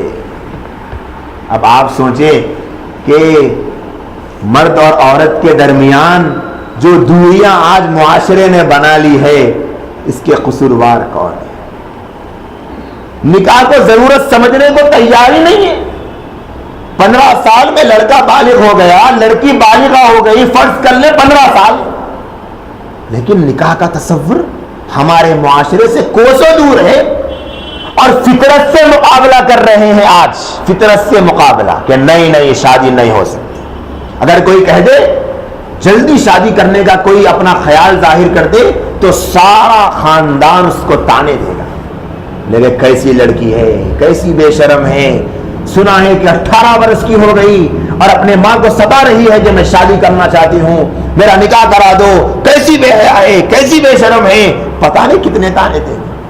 اور وہ لڑکی جو 18 برس کی ہو گئی، مجھے معاف کیجئے گا لیکن کہے بغیر بات سمجھ میں نہیں آئے گی، اس کے 2-4 لڑکوں کے ساتھ حرام دوستیاں ہیں، وہ فیس بک پر بات کرتی ہے، واٹس ایپ پہ چیٹنگ کرتی ہے، اور ویلنٹائن ڈے کے نام سے وہ آئس کریم پارلروں کو آباد کرتی ہے، پارکوں کو آباد کرتی ہے، منہ کالا کرتی ہے، اور وہ اپنے ماں باپ کے سامنے شادی کی تمنا ظاہر نہیں کرتی، اس کو سارا معاشرہ شریف کہتا ہے۔ بڑی شریف لڑکی ہے، دیکھو فلاں صاحب کی بیٹی کو دیکھو بھائی، 20 سال کی ہو گئی، 22 سال کی ہو گئی، اس نے کبھی آج تک کہا نکاح کے لیے؟ لیکن یہ کیا بات ہے کہ یہ بیٹی کو دیکھو آپ 18 برس کی نہیں ہوئی کہ شادی کی بات کر رہی ہے۔ میرے بھائی، آپ کی 18 برس کی بیٹی شریف ہے، وہ اپنی خواہش کو آپ کے سامنے بتا رہی ہے کہ ابا جان، امی جان، اب مجھے ایک شوہر کی ضرورت ہے، آپ خدا کے لیے میرا نکاح کروا دیجئے، میں اپنے اللہ اور رسول کو ناراض کرنا نہیں چاہتی۔ وہ آپ کی شریف بیٹی ہے، اور وہ جو بیٹی ہے جس نے اپنے باپ اور ماں سے نہیں کہا، شریف تو وہ بھی تھی، لیکن آپ کے ڈر نے اس کو مجبور کر دیا گناہ۔ آپ کا جو بیکار کا ہوا بنا ہوا ہے کہ ابا ڈانٹیں گے، امی ڈانٹیں گے، لوگ کیا کہیں گے، معاشرہ کیا کہے گا، اس ہوے نے آپ کی بیٹی کو مجبور کیا ہے گناہ پر۔ کل قیامت کے دن اگر یہ بیٹی باپ کا گریبان پکڑ لے کہ ابا جان، اگر آپ میرا نکاح وقت پر کر دیتے تو میں کبھی حرام میں نہیں جاتی، میں کبھی کسی لڑکے کی محبت میں گرفتار نہ ہوتی، میں کبھی کسی حرام طریقے سے اپنی خواہش کو پورا نہیں کرتی، تو بتاؤ میرے بھائیوں، اس دن کیا جواب دو گے اللہ کو؟ میں پوچھنا چاہتا ہوں ان ماؤں سے جنہوں نے اپنی بیٹیوں کے جذبات کو اپنے بنائی گئے رسموں کے قدموں تلے کچلا ہوا ہے، کل اللہ کے سامنے کیا جواب دیں گے؟ کیوں بٹھا کے رکھا ہے اپنی بچیوں کو گھروں میں؟ ان کو شادی کر کے ان کے شوہروں کے حوالے کر دو، تمہاری آخرت سنور جائے گی، تمہاری بیٹیوں کی جنت سنور جائے گی۔ آج لوگ میری بہنوں کا مذاق اڑا رہے ہیں، میرے بھائیوں کا مذاق اڑا رہے ہیں۔ میں کسی بھی بھائی سے بدگمان نہیں ہوں، جتنے فیس بک پر حرام دوستیوں میں پڑے ہیں، میں ان بھائیوں کے خلاف نہیں ہوں۔ میں جانتا ہوں میرا وہ بھائی بھی اتنی محبت اللہ کی اپنے دل میں رکھتا ہے جتنا ایک وقت عالم رکھتا ہوگا، بلکہ اس سے بڑھ کے رکھتا ہوگا۔ میرے اس بھائی کے دل میں بھی نبی کی محبت اتنی ہی نہیں بلکہ اس سے زیادہ ہے جس کو ہم لوگ متقی سمجھتے ہیں، لیکن ان کے گھر کے سسٹم نے اسے مجبور کر دیا ہے۔ وہ کیا کرے گا؟ وہ کیسے اس دولت سے نکلے گا؟ مجھے بتاؤ کوئی، کیسے نکلے گا؟ وہ نہیں کر پا رہا ہے کنٹرول اپنے آپ پر، تو اس کا کیا قصور ہے؟ کیوں ماں باپ ظالم بنے ہوئے؟ کیوں بنے ہوئے ہیں ظالم؟ تمہارا کیا بگڑ جائے گا اگر تم اپنی بیٹیوں کی شادی 18 برس میں کر دو؟ تو کون سی قیامت آ جائے گی؟ مجھے بتاؤ، کیا بگڑ جائے گا؟ آپ کی بیٹی اپنی حلال خواہش کو حلال طریقے سے پوری کرے گی، وہ اپنے شوہر کے ساتھ مزے میں رہے گی، اس کو سکون حاصل اپنے شوہر کے پاس جا کر ہوگا۔ آپ کے ارمانوں تلے کچلے جانے سے سکون نہیں ملے گا۔ آج باپ کہہ رہا ہے اجی میری بیٹی بڑے سکون میں ہے، جو چاہتی ہے میں اس کے سامنے لا کے رکھ دیتا ہوں، ہر خواہش کو پوری کر دیتا ہوں۔ واقعتاً آپ کا یہ عمل باپ ہونے کی حیثیت سے تو قابل مبارکباد ہے، لیکن ایک دوسرے پہلو میں جو آپ اپنی بیٹی کا نکاح نہ کر کے اپنی بیٹی کے ارمانوں پر اپنی تمناؤں کے آرے چلا رہے ہیں، بالکل بھی غلط ہے آپ کا یہ کام۔ ماں باپ کو چاہیے وہ یہ نہ سمجھے کہ میری بیٹی کو خواہش پیدا ہی نہیں ہوتی، بالکل یہ خلاف حیا ہے باتیں، لیکن میں کیسے سمجھاؤں؟ کوئی بہن مجھے پرچی میں لکھ کر بتا دے کہ مولانا آپ اس بات کو اس طریقے سے سمجھا سکتے ہیں، تو میں ویسے ہی سمجھاؤں گا۔ کیسے بتاؤں؟ مجھے بتائیں۔ انٹرنیٹ پر دیکھنے والے میرے بھائیوں سے گزارش ہے، کوئی مجھ سے کمنٹ میں لکھ دے کہ مولانا آپ کو جب یہ مسئلہ آئندہ سے سمجھانا ہو تو آپ ایسے سمجھائیں، میں ویسے سمجھاؤں گا۔ کیا کروں میرے بھائی؟ کیسے روکیں گے خواہشات کو؟ ابھی ویلنٹائن ڈے کے موقع پر کتنے نوجوانوں نے اللہ کے رسول علیہ السلام کی شریعت کی دھجیاں اڑائی، کتنے نوجوانوں نے ارمان رسول پر پانی بہائے ہیں۔ نبی علیہ السلام کیا فرماتے ہیں کہ جب کوئی مسلمان زنا کرتا ہے تو اس کا ایمان اس کے دل سے نکل جاتا ہے اور وہ اس کے سر پہ کھڑا رہتا ہے، انتظار کرتا ہے، شکل جو ہو وہ نبی نے بیان فرمایا، جب تک وہ زنا میں مبتلا ہے اس کا دل ایمان سے خالی ہوتا ہے، جب زنا کا عمل مکمل ہوتا ہے تو ایمان اس کے دل میں آ جاتا ہے۔ کیا فرق، کیسی خوفناک وعید اللہ کے نبی بتا رہے ہیں۔ اگر خدا نہ خواستہ کسی کا اسی حال میں انتقال ہو جائے، کیا فیصلہ کریں گے اس کے ایمان کے بارے میں؟ تو وہ مسلمان ہے یا کافر ہے؟ نبی فرماتے ہیں کہ ایمان والا ہو اور زنا کرے، یہ نہیں ہو سکتا، نہیں ہو سکتا۔ ایک حدیث میں نبی علیہ السلام نے فرمایا کہ زناکاروں کو، میری امت کے زانیوں کو اللہ کل قیامت کے دن اتنا خوفناک عذاب دیں گے کہ ان کی شرمگاہوں سے اللہ پاک عذاب کو جاری کریں گے۔ یہ وعید ہے اللہ کے نبی علیہ السلام کی۔ جہاں پر وعیدیں ہیں وہاں انعام بھی ہے۔ فرمایا جو مجھے دو جبڑوں کے بیچ زبان کی ضمانت دے دے اور جو مجھے شرمگاہ کی ضمانت دے دے، دو چیزوں کی ضمانت دے دے، میں اس کے لیے جنت کی ضمانت دے دوں۔ اور آج ماں باپ کی طرف سے اور معاشرے کی طرف سے حد سے زیادہ نکاح کے کرنے میں لاپرواہی کا نتیجہ ہے کہ ہماری نسلیں زنا کے راستے پہ چل رہی ہیں۔ جتنے زنا کی رپورٹیں آپ میڈیا میں دیکھ رہے ہیں، اخبارات میں دیکھ رہے ہیں، انٹرنیٹ پر دیکھ رہے ہیں، یہ زنا کے ہونے والے ریشو کا 1% بھی نہیں ہے، 1% بھی نہیں ہے۔ ایک زنا دہلی کی سرزمین پر ایک لڑکی کے ساتھ زبردستی کیا گیا، میڈیا نے اس کو ایسے ہوا بنا دیا جیسے ہندوستان کی زمین پر پہلا زنا ہوا۔ روزانہ کتنے زنا ہمارے اس ملک میں ہوتے ہیں کہ پوری دنیا میں ہندوستان زنا کے نام سے بھی پہچانا جا رہا ہے کہ یہ وہ ملک ہے جہاں پر زناکاری کثرت سے پائی جاتی ہے۔ میڈیا کے پرسنٹیج پہ نہ جائیں، زمینی حقائق کو ہم محسوس کریں کہ معاشرہ کیسی گندی راہوں پہ چل رہا ہے۔ آج اسی کا نتیجہ ہے کہ نکاح کی تاخیر کی وجہ سے زنا عام ہو گیا اور آج کوئی نوجوان نکاح کرنے کو تیار نہیں۔ میں آپ کے سامنے حقیقت بتلا رہا ہوں، نوجوانوں میں زنا کا رجحان کم ہوتا جا رہا ہے۔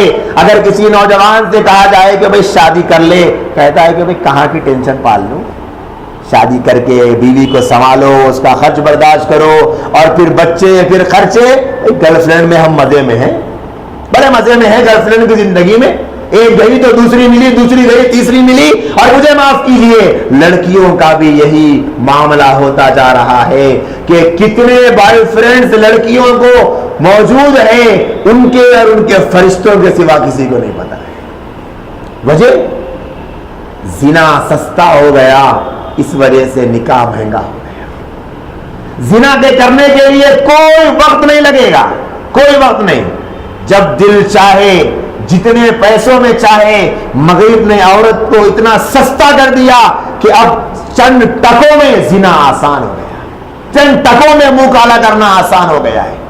اور نکاح اتنا مشکل کر دیا گیا کہ 15 سال میں بالغ ہوئے ہیں تو اگر آپ لڑکے ہیں تو آپ کو 30 سال تک انتظار کرنا پڑے گا، اس سے پہلے آپ کا نکاح نہیں کیا جا سکتا، 30 سال تک کرنا پڑے گا۔ اگر آپ لڑکی ہیں تو 25 سال کی عمر تک آپ کو انتظار کرنا پڑے گا، کیونکہ آپ کے سامنے آپ کے ماں باپ کو بوڑھے بھی تو ہونا ہے، آپ کے سامنے آپ کے بھائیوں کی شادیاں ہونی ہے، آپ کے سامنے آپ کا گھر بار بھی کرنا ہے، بہت سارے کام ہیں، اس کے بعد آپ کو نکاح کی اجازت ملے، اس سے پہلے نہیں ملے۔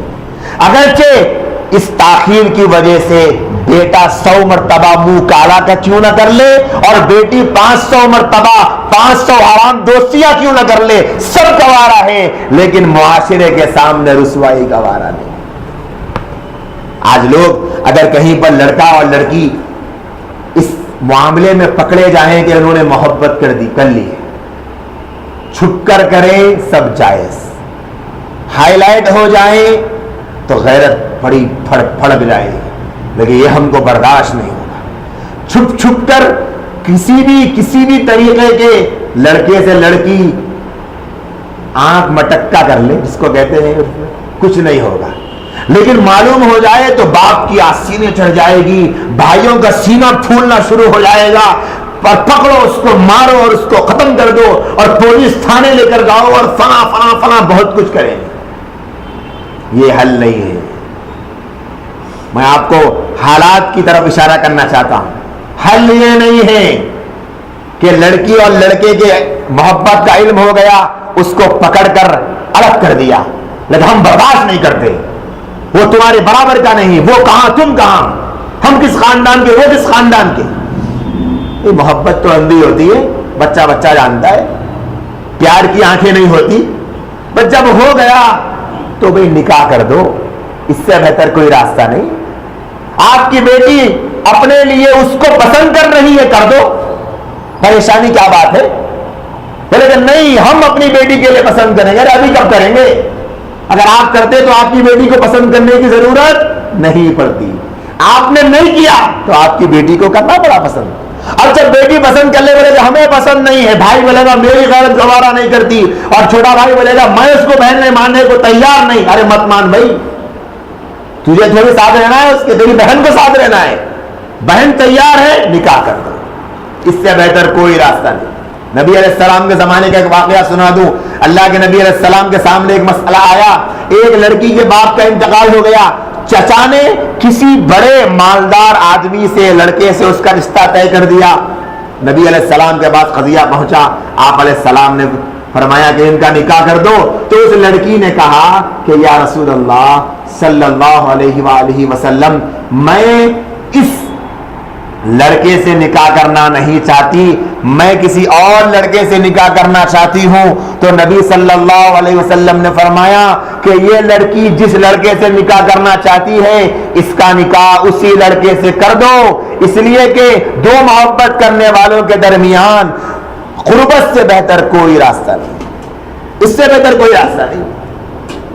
تو محبتوں کا حل یہی ہے کہ ان کا نکاح کر دیا جائے، ان کے درمیان تفرقہ نہ ڈالیں، جدائیگی نہ ڈالیں۔ جب جدائیگی ڈالی جا رہی ہے تو نتیجہ یہ ہو رہا کہ لڑکی کا نکاح اس کی پسند کے بغیر کہیں اور کر دیا گیا، اس جگہ کرنے کے بعد میں لڑکی اس سے خوش نہیں ہے، نکاح کے بعد بھی اپنی محبوب سے وہ تعلق رکھی ہوئی ہے، جس کا نتیجہ یہ ہے کہ اب جو رشتہ چل رہا ہے اس میں لڑائی ہے، جھگڑے ہیں، تعلقات کا بگاڑ ہے، بہت کچھ ہو رہا ہے، اور اس کے بعد نتیجہ یہ نکل رہا ہے کہ وہ اس شوہر کو طلاق دے کر یا خلا طلاق لے کر یا خلا دے کر اپنے پہلے محبوب کے بعد جا رہے۔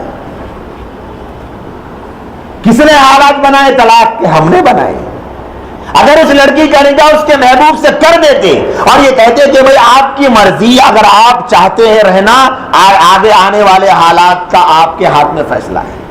حالانکہ شریعت نے باپ کو بنایا کفو، باپ کو ذمہ دار بنایا ہے لڑکی کا کہ باپ اپنی بیٹی کا نکاح کروائے، لیکن اگر لڑکی نے پسند کر لیا، باپ خوش ہو جائے، کر لے۔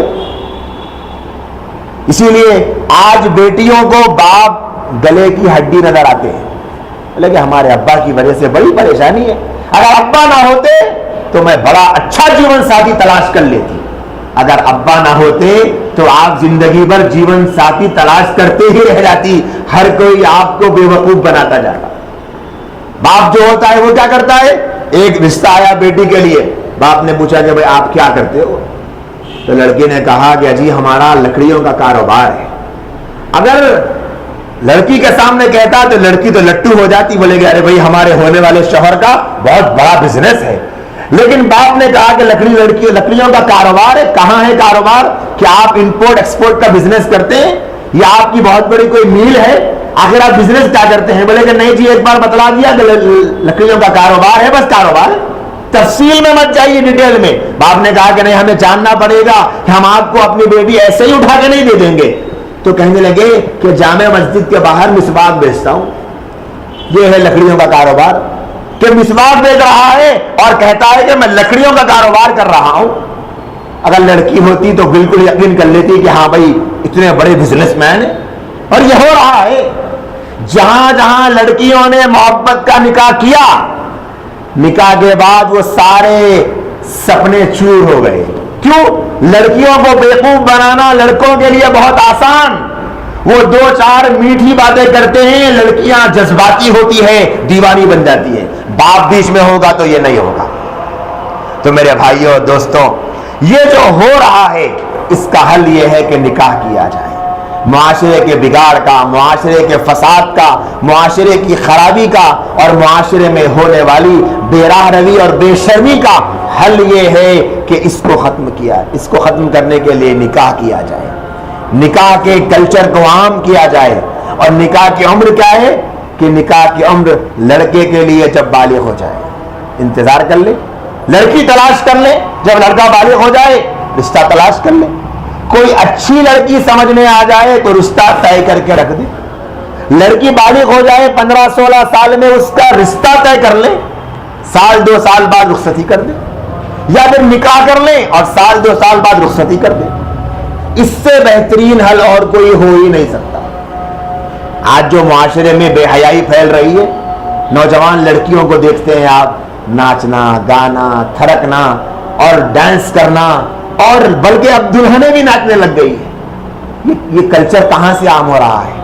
یہ مغربی تہذیب سے اور اسلام دشمن تہذیب سے یہ کلچر فروغ پا رہا ہے. ہمارے پاس اس کلچر کو آگے بڑھایا جا رہا ہے, اس کو ختم کرنے کی ضرورت ہے. اللہ تبارک و تعالیٰ نے کیا فرمایا؟ جو ایمان والوں میں بے حیائی کو پھیلانا پسند کرتے ہیں ان کے لیے دنیا میں بھی عذاب ہے اور آخرت میں بھی. اور حدیث میں اللہ کے نبی صلی اللہ علیہ وسلم نے فرمایا تھا کہ ناچنے والیاں جب عام ہو جائیں گی تو قیامت کی علامت ہے. ناچنے والیاں فرمایا, ناچنے والے نہیں فرمایا, اس لیے کہ ناچنے والوں کو کم دیکھا جاتا ہے, ناچنے والیوں کو بہت دیکھا جاتا ہے. اگر ایک سانگ ناچنے والے کا ہو اور ایک سانگ ناچنے والی کا ہو تو آپ دیکھیں گے کس کے ویورز بڑھ جائیں گے, اور جتنا بڑھانا ہوگی اتنا ویورز بڑھتے جائیں گے. حال یہ ہو گیا, لوط علیہ السلام میں جو گناہ تھا بے حیائی کا, ان کی قوم کیا کہتی تھی کہ اے لوط, ہم جو کام کر رہے ہیں یہ ہم کو پسند ہے, اگر آپ کو غلط نظر آتا ہے تو آپ بستی چھوڑ کر چلے جائیں, ہم کو نہ روکیں. تو وہ گناہ کو غلط سمجھ رہے تھے, اور آج غلط کو غلط سمجھنے کا تصور بھی ختم ہو گیا. چست کپڑا پہننا, بے حیائی کرنا, بے شرمی کرنا, غلط کو غلط نہیں سمجھا جا رہا ہے. یہاں تک کہ ناچنے والوں کو عزت دی جا رہی ہے. درس کے دوران پڑھنے کے زمانے میں ترمذی میں حدیث ہم نے پڑھی تھی کہ ناچنے والے عزت دار ہو جائیں گے. ابھی طالب علمی کا زمانہ تھا, ابھی بھی طالب علمی کا زمانہ ہے, لیکن جب سمجھ میں نہیں آ رہا تھا کہ ناچنے والوں کو عزت کیسے دی جائے گی, آج دیکھ لیں کہ فاسق فاجر ناچنے والے جتنے عزیز ہیں اتنے کوئی اور عزیز نہیں.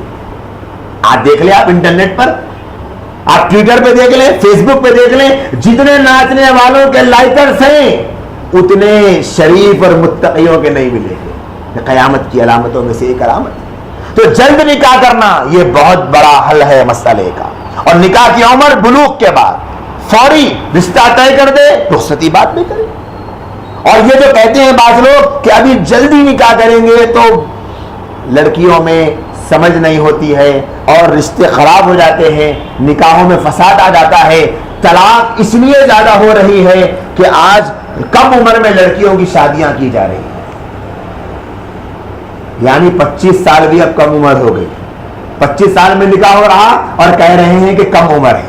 کم عمر میں شادیاں کرنے سے طلاق کا رجحان نہیں بڑھ رہا ہے, طلاق کا رجحان تاخیر سے نکاح کرنے پر بڑھ رہا ہے. کہ لڑکی کم عمر ہوگی, آج سے 40-50 سال پہلے آپ دیکھ لیں کس عمر میں لڑکی کی نکاح ہوتی تھی, 13 سال 14 سال. آج بھی ویسی خواتین موجود ہیں جن کے نکاح ان عمروں میں ہوئے ہیں, 13 سال 14 سال 15 سال, لیکن آج کرنے کو تیار نہیں. تاخیر سے نکاح کرنا سبب ہے طلاق کی کثرت کا. کہتے ہیں کہ لڑکی بڑی عمر کی ہو جائے, وہ سمجھ جائے, وہ عقل پختی ہو جائے, اچھے برے کی تمیز اس کو معلوم ہو جائے, یہ کہہ کر نکاحوں کو تاخیر کیا جا رہا ہے. اور اتنا تاخیر کیا جا رہا کہ لڑکی اتنا سمجھ جا رہی ہے, اتنا اپنا ذہن پختہ کر پا رہی ہے کہ اب سسرال میں جانے کے بعد وہ ساس کو ساس ماننے کو تیار نہیں, سسرے کو سسر ماننے کو تیار نہیں, یہاں تک کہ شوہر کو شوہر ماننے کو تیار نہیں. اتنا ذہن پختہ ہو گیا ہے لڑکی کا. لڑکی جب کم عمر ہوتی ہے اس کا نکاح کر دیں گے, کام تو لگے گا لیکن بڑوں کا ادب اس کو آئے گا, بڑوں کی اہمیت سمجھ میں آئے گی, بڑوں کا مقام سمجھ میں آئے گا. تو تاخیر سے نکاح کرنا یہ ہے طلاق کا رجحان ریشو بڑھنے کا سبب کہ تاخیر سے نکاح کیا گیا, اب ساس سے نہیں بن رہی, سسر سے نہیں بن رہی. اس لیے آپ دیکھ لیں جن جن لڑکیوں کا نکاح تاخیر سے کیا جا رہا ہے شادی کے بہت جلد وہ اپنے شوہر کے ساتھ الگ ہو جاتی ہے. عمومی بات بتلا رہا ہوں, سب جگہ نہیں. کیوں؟ اس لیے کہ اب ان کا دماغ شوہر کی دماغ کو قبول کرنے کو تیار نہیں, شوہر کو بڑا سمجھنے کو تیار نہیں, ساس سسر کو اپنے ماں باپ کی جگہ دینے کو تیار نہیں. اسی لیے وہ چٹ پک چلتی ہے اور طلاق پر نوبت آئے گی یا پھر جدائی ہو جائے گی. اور جلد نکاح کرنے کا فائدہ یہ ہے کہ اگر جلد نکاح کر دیں گے تو لڑکی کو گناہ اور زنا سے بچنے کا بہت اچھا موقع ملے گا. دوسرا فائدہ, جلد نکاح کر دیں گے تو عورتیں جلد نانی بن جائیں گی اور آدمی جلد دادا بن جائیں گے. اور نانی اور نانا کے مزے تو الگ ہی ہے, دادی اور دادا کے مزے تو الگ ہی ہیں. جلد شادی ہوگی جلد نانی بنیں گے, جلد نانی بنیں گے تو نانی نواسوں کی شادیاں بھی دیکھ پائیں گے. پہلے کے لوگ 40-50 سال پہلے جلد شادیاں ہوتی تھی, وہ اپنے بیٹوں کی شادی دیکھتے اور اپنے نواسوں کی شادی بھی دیکھتے تھے. آج ہم میں سے کتنے ہیں جن کی نانیاں الحمدللہ موجود ہیں اور اپنے نواسوں کے بچوں کو بھی دیکھ رہی ہے. لیکن یہ جو ریشو ہیں یہ مغربی کلچر سے بڑھ رہا ہے کہ وہاں پر یہ تصور ہے کہ شادی دیر سے کرو. پہلے تو شادی کا تصور ہی نہیں ہے وہاں پر, گرل فرینڈ کا تصور. اور شادی جب کریں گے تو شادی دیر سے کرو, جب شادی دیر سے کریں گے تو اولاد دیر سے ہوگی, جب باپ بنیں گے تب تک باپ کا باپ مر چکا ہو. اسی لیے وہاں آپ دیکھیں گے کہ وہاں کے لوگ دادا اور دادی, نانا اور نانی کے سسٹم سے محروم ہیں. بلکہ جو بیرون ممالک میں رہتے ہیں ہمارے اپنے رشتہ دار, وہ کیا کہتے ہیں کہ بھائی یہاں سب کچھ تو اچھا ہے لیکن نہ یہاں کی خوشی خوشی ہے نہ یہاں کا غم غم ہے. اس لیے کہ جب فیملی ہوتی ہے تو وہاں خوشی ہوتی ہے, فیملی ہوتی ہے تو غم ہوتا ہے. فیملی میں خوشی کے الگ مزے ہیں, فیملی میں غم کے الگ مزے ہیں. نہ یہاں پر وہاں پر فیملی ہے نہ وہاں پر کوئی سسٹم ہے فیملی کا. وہی کلچر ہمارے پاس بھی عام ہو رہا ہے, اس کو ختم کرنے کی ضرورت ہے. لہذا جلد شادی کریں, بڑا فائدہ ہوگا. لڑکیاں گناہوں سے بچیں گی, لڑکے گناہوں سے بچیں گے, معاشرہ بے حیائی سے پاک ہوگا. اور اسی طریقے سے جب لڑکے کو دیکھا جائے تو لڑکے میں بھی چند چیزیں دیکھنے کی ہے. سب سے پہلی چیز لڑکے کے اندر جو دیکھنے کی ہے وہ ہے تقویٰ, کہ لڑکا دیندار ہو. تقویٰ دیکھا جائے لڑکے کے اندر. جب تقویٰ دیکھا جائے گا تو قرآن میں وہی آیتیں جو تقوی کی ہے نکاح کے موقع پر پڑھی جاتی ہے. اس لیے کہ تقویٰ ہی رشتے کو نبھانے کا سبب اور ذریعہ آسانی سے بن سکتا ہے, تقویٰ مددگار بن سکتا ہے. آج جو معاشرے میں طلاق کا ریشو بڑھ رہا, یہ لڑائی جھگڑوں کے اکھاڑے کورٹوں سے حکومت تک پہنچ رہے ہیں, ایک اس کی وجہ یہ ہے کہ آج لڑکے تقوی والے نہیں دیکھے جا رہے ہیں. کوئی سڑک چھاپ, گٹر پر بیٹھنے والا, سگریٹ کا عادی, گٹکے کا عادی اور ایسے خراب شوقوں میں پڑا ہوا, اس سے نکاح کیا جا رہا ہے, جس کی وجہ سے طلاق کی نوبت آ رہی ہے لڑائی جھگڑوں کی وجہ. اور دوسری چیز لڑکے کے اندر جو دیکھنی ہے وہ ذمہ داری کا احساس. آج کتنے ایسے ہیں جن کو ذمہ داری کا احساس ہی نہیں رہا. 12 بجے اٹھیں گے, 2 بجے اٹھیں گے, 4 بجے اٹھیں گے, اٹھ کر ناشتہ 5 بجے کریں گے اور پھر رات میں پورے علاقے کے گٹر کے ڈھکنوں کو آباد کریں گے اور چبوتروں کو بیٹھ کر سینکیں گے. کوئی احساس نہیں. بیوی بیچاری گھر میں بیمار ہے, دوائی کا پیسہ نہیں ہے, شوہر کو احساس نہیں. بچے کو ہاسپٹل لے جانا ہے, کوئی احساس نہیں. یہاں گھر میں بیوی انتظار میں بیٹھی ہے کہ شوہر آئے گا, کما کر لائے گا تو کھانا پکے گا, اور وہاں شوہر صاحب بیٹھ کر ہوٹل میں گپے مار رہے ہیں. چرس کی دکان پہ چرس پی رہا ہے, چرسی بنا ہوا ہے. اور اسی طریقے سے شراب کے اڈے آباد کر رہے ہیں, بیٹھ کر گلیوں میں جوئے کھیل رہا ہے, اور یہاں پر بیچاری عورت پریشان ہے. جب وہ آتا ہے شراب کے نشے میں, اور آنے کے بعد میں بیوی پوچھتی ہے کہاں ہے پیسہ, کہاں ہے کھانا, وہ نشے میں بیوی کو مارتا ہے کہ مجھ کو پیسہ پوچھتی ہے. بیوی جا کر اپنے باپ کو کہتی ہے, باپ اپنے بیٹے کو لے کر آتا ہے, اپنے داماد کی پٹائی کرتے ہیں, پھر پولیس اسٹیشن کو لے کر جاتے ہیں, اور وہاں کے مقدمہ عدالت میں پہنچتا ہے. عدالت سے حکومتوں کے پاس جاتا ہے کہ مسلمانوں کا معاشی سسٹم تباہ ہے, ان کا قرآن ان کے لیے کافی نہیں, ضرورت اس بات کی ہے ہم ایک قانون بنائیں جس کی وجہ سے ان کی معاشی زندگی سدھر جائے. یہ نہیں ہو رہا ہے. اس لیے لڑکا چاہے پڑھا لکھا ہو یا کم پڑھا لکھا ہو, ذمہ دار دیکھیے جس کو فکر ہو. ذمہ دار کیسے معلوم ہو؟ معلوم ہوگا دیکھ کر اس کے چہرے پہ لکھا ہوگا کہ یہ 1 نمبر کا دھوکے باز ہے, یا پھر ذمہ داری کا اس کو احساس ہے. اور تیسری چیز لڑکے کے اندر جو دیکھنے کی ہے وہ ہے کہ وہ مرد بھی ہو. آپ سمجھیں گے مرد سے مراد یہ ہے کہ آج کل معاشرے میں لڑکوں کے اندر زنانہ پن بہت بڑھ رہا ہے, کہ لڑکے ہو کر لڑکیوں کی کوالٹی کو پسند کر رہے ہیں. کانوں میں بالیاں پہن رہے ہیں, ہاتھوں میں چوڑیاں پہن رہے ہیں, ابھی چوڑیاں نہیں پہن رہے ہیں, ابھی تو کنگن پہن رہے ہیں. بڑھتے بڑھتے آنے والے دنوں میں چوڑی پہنیں گے. پہلے زمانے میں ہاتھ میں دھاگا بھی ہوتا تھا, لوگ لڑکے کو مایوب سمجھتے تھے, ارے یہ کیا ہے بھائی, کیا بن کے رکھ لیے ہاتھ میں. لیکن آج کڑے پہننے والے کو بھی مایوب نہیں سمجھا جا رہا ہے. ایسے ہی دھیرے دھیرے ہاتھ میں چوڑی پہنے گا تب بھی مایوب نہیں سمجھیں گے. پہلے کان پہ اگر کلر بھی ہوتا, بولے کہ کان میں کلر کیوں لگا ہوا ہے, آج بالی پہن رہا ہے کچھ نہیں کہتے ہیں. اور آج بال یہاں تک, پیچھے سے میں جا رہا تھا, ایک بالوں والا نظر آیا, میں سمجھا کہ بھئی عورت ایسے کیسے گھوم سکتی ہے. ہمارا حیدرآباد الحمدللہ ابھی معاشرتی سطح پر اتنا گندا تو نہیں ہو گیا کہ عورتیں ایسے جینز اسکرٹ پہن کر اتنے لمبے لمبے بال چھوڑ کر ہمارے علاقوں میں گھومے. لیکن جب آگے بڑھ کر دیکھا تو لڑکا ہے, تعجب ہو گیا دیکھ کر.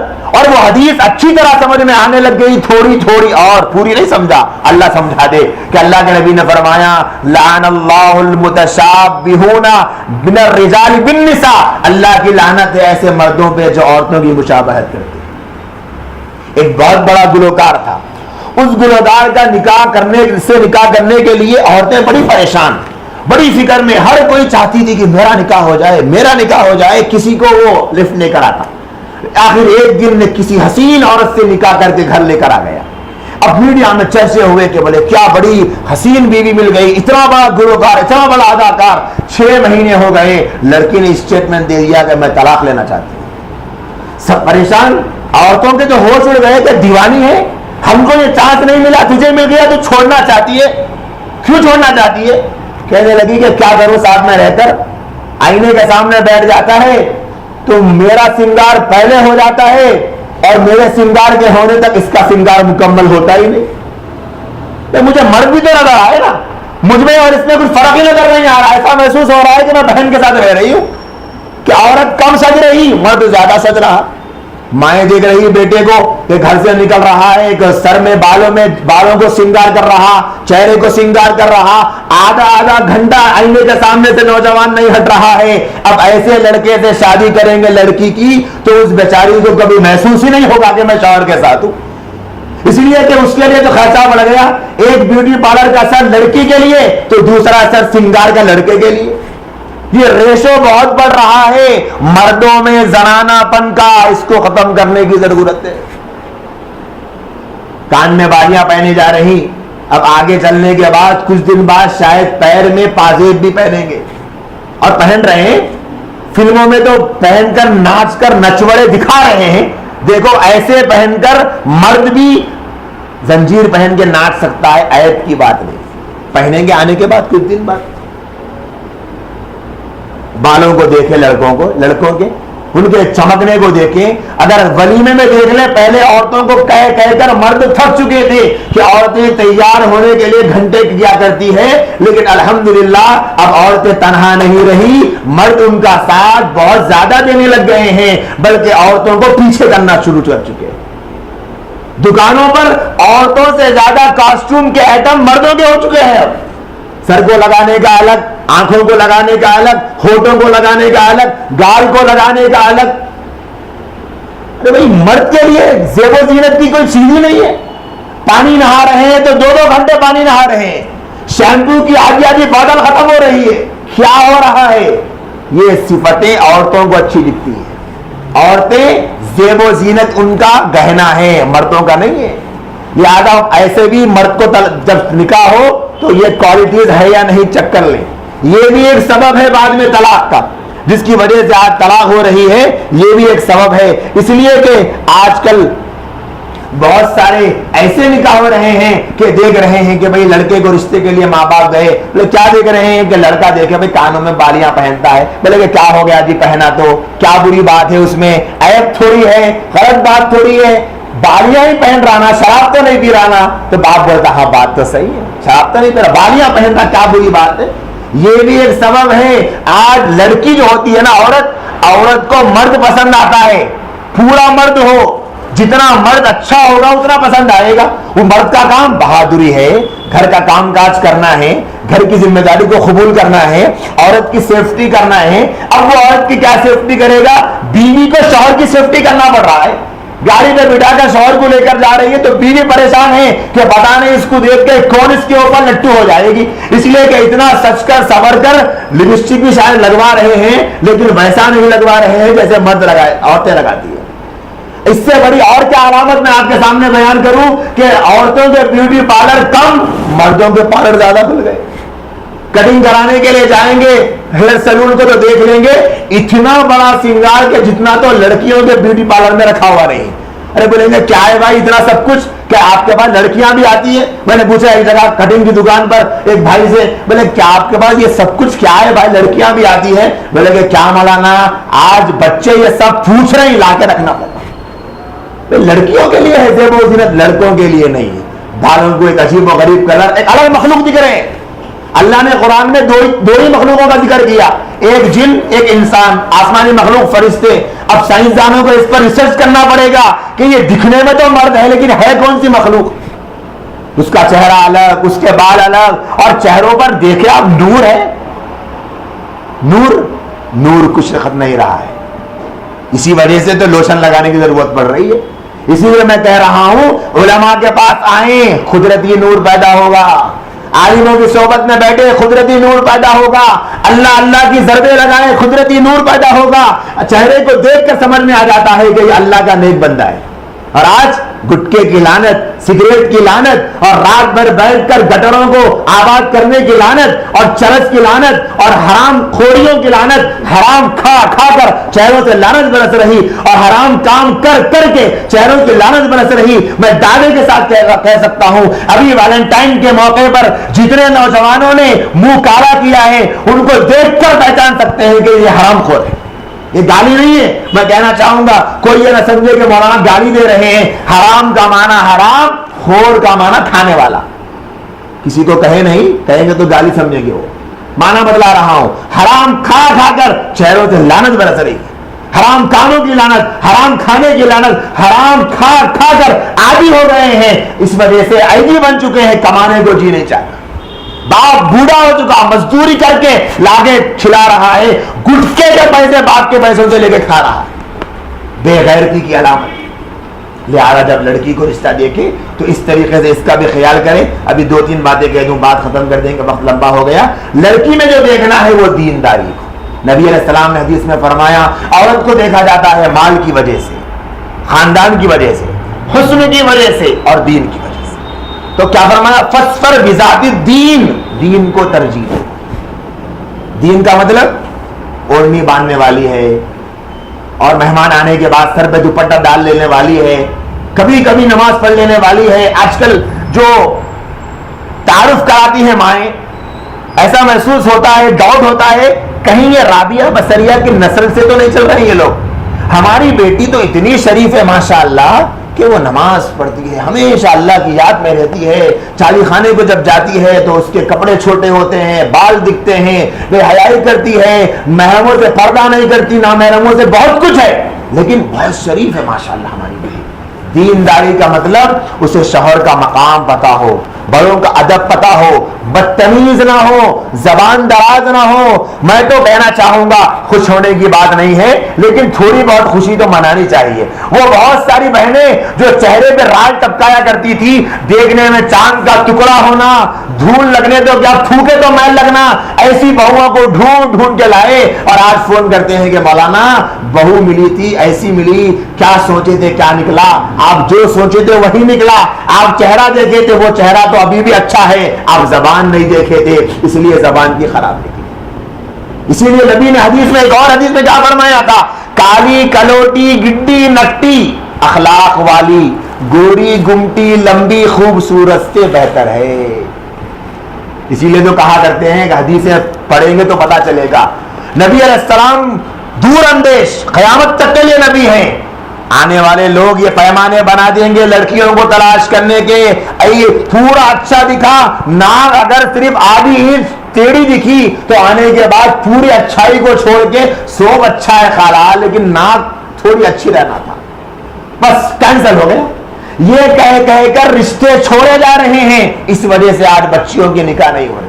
دینداری کو دیکھیں، اخلاق والی ہے، بڑوں کا ادب کرتی ہے، سب دیکھ لیں. دوسری چیز جو نبی نے فرمایا تزوجوا الولود الودود، ایسی لڑکی سے نکاح کرو جو زیادہ بچے جننے والی. کیسا معلوم ہوگا؟ گھر میں دیکھو، ان کی فیملی کو دیکھو، سمجھ میں آئے گا کہ ہاں بھائی دیکھے بہت گھر ہے، بڑا گھر ہے ماشاءاللہ. مطلب اللہ نے ان کے خاندان میں یہ سسٹم رکھا ہے کہ ان کی عورتوں کو اولاد زیادہ ہوتی. ایسی بچی سے نکاح کرو. اڑوس پڑوس کے ان کے خلیرے پھوپھیرے چچیرے جو خاندان کا کنبا ہے اس کو دیکھو. ہمارے پاس آج کل یہ چل رہا ہے مارکیٹ میں نیو اسٹاک یہ آیا ہوا ہے کہ چھوٹی فیملی دیکھنا چاہیے. ایک رہی ہے اکلوتی تو بہت اچھا ہے، کیونکہ داماد پہلے سے بے روزگار ہے، قبضہ کرنے کے پورے منصوبے ہیں، ایک بیٹی رہے گی پورا ہم کو ملنے والا ہے. اس وجہ سے آج طلاقوں کی جو نوبتیں آ رہی، مال ختم ہو گیا، بولے کہ جاؤ پیسہ لے کر آؤ، سامان لے کر آؤ، جہیز لے کر آؤ، فلاں فلاں جو بھی ہوتا ہے، طلاقوں تک نوبتیں پہنچ رہی ہے. اور تیسری چیز جو دیکھنا ہے لڑکی کے اندر وہ کفو دیکھنا ہے. کفو کا معنی برابری. یہ بہت بڑا مسئلہ بن چکا ہے جس کی وجہ سے طلاقوں کا ریشو بڑھ رہا ہے، کیونکہ لوگوں کو نہیں معلوم ہے. برابری کا معنی اگر لڑکا مالدار ہے لڑکی غریب ہے برابر. لڑکی مال میں شوہر سے کم ہو، علم میں کم ہو، لڑکی تقوی میں زیادہ ہو، خاندان میں بھی کم ہو لڑکے سے. اسی طریقے سے اور بھی ایسی چیزیں ہیں جس میں لڑکی کم ہو لڑکے سے، تب کیا ہوتا؟ نبھنا آسان ہوتا ہے. مثال کے طور پہ لڑکی انگریزی بہت پڑھی ہوئی ہے اور آپ نے اٹھا کر کسی بھی سڑک چھاپ کو دے دیا. اب کیا ہوگا؟ ان دونوں کی نہیں نبھے، اور یہ ہو رہا ہے، نہیں نبھ رہی ہے.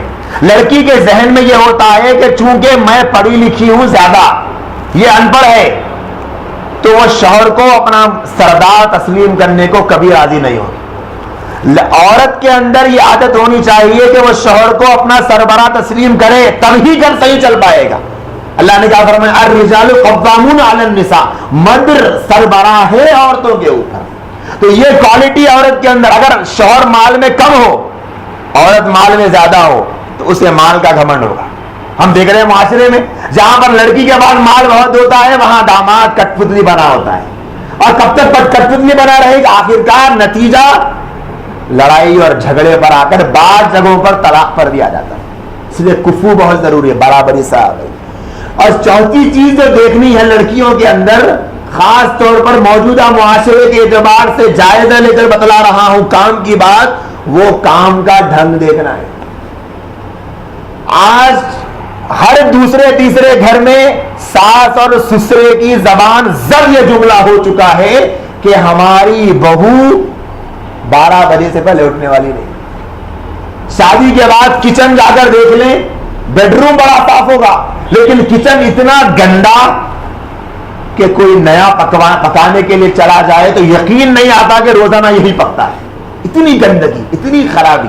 اور آج کتنی ساسیں اس بات کی شکایت لے کر رو رہی ہے کہ پہلے زمانے میں ساس کے اٹھنے سے پہلے بہویں اٹھ جاتی تھی، کھانا پک جاتا تھا، سالن بن جاتا، اور ساس کی آنکھ بعد میں کھلتی تھی اور چولہے کا کام پہلے پورا ہو جاتا تھا. اور اب ساسوں کو اٹھ کر بہوؤں کو اٹھانا پڑ رہا ہے.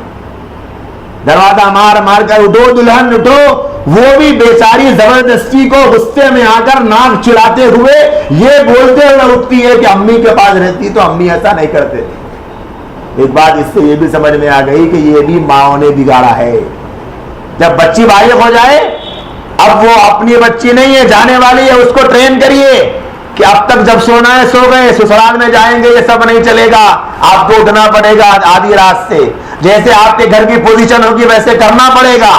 کیا ہو رہا ہے؟ تاخیر سے اٹھنا, کام کا ڈھنگ نہیں, سالنوں کے پکانے کا ذائقہ نہیں.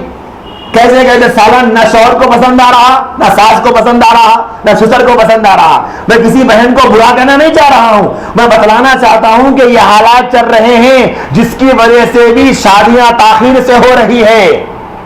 لوگ ڈر رہے ہیں کہ نہیں بھائی کیسی بہو ملے گی پتا نہیں, اور جن کو بہویں اچھی مل گئی ان کے ساسوں کے پاس آ کر روزانہ دوسری عورتیں ان کے مبارکبادیاں اب تک دے رہی ہے کہ آپ قسمت والے ہیں کہ آپ کو اچھی بہو مل گئی, پتہ نہیں ہم کو کہاں ملے گی. ساسوں کا بھی غلو ہے. ایک ساس سے کسی نے پوچھا کہ بتاؤ بہن کیسی تم کو تمہاری بیٹی کو شوہر ملا؟ بولے کہ کیا اچھا داماد ملا بہن, کیا سناؤں, میری بیٹی 12 بجے تک سوتی ہے, نہ بیچارہ میری بیٹی کو اٹھاتا ہے, نہ پریشان کرتا ہے, نہ ستاتا ہے, ہیرا داماد ملا ہے. پوچھا کہ اچھا آپ کی بیٹے کا بھی نکاح ہو گیا, ہم نے سنا ہے, بہو کیسی ملی؟ بولے کم وقت ملی ہے, 12 بجے تک سوتی ہے اور بیٹا بھی اس کا غلام بن چکا ہے. یہ حال ہو گیا ہے. اپنی بیٹی کے لیے تو داماد کو ہیرا سمجھ رہے ہیں. بھائی جہاں آپ کی بیٹی ایسی ہے تو وہاں کسی اور کی بیٹی بھی ویسی ہے. آپ کی بیٹی کو اس کا سسرال جھیل رہا, آپ دوسری بیٹی کو اپنے سسرال میں جھیلیے. اس وجہ سے ڈھنگ دیکھیے بچوں میں کام کاج کا ڈھنگ کیا, وہ کیسے معلوم ہوگا؟ گھر میں جائیں گے آپ, اس لڑکی کی ماں کو دیکھیں گے تو دودھ کا دودھ اور پانی کا پانی ہو جائے گا. کتنے گھروں میں لوگ جاتے ہیں مہمان بن کر تو گھر میں ایک نظر ڈالتے ہی محسوس ہو جاتا ہے کہ گھر کی عورتیں ڈھنگ والی ہے یا بے ڈھنگی.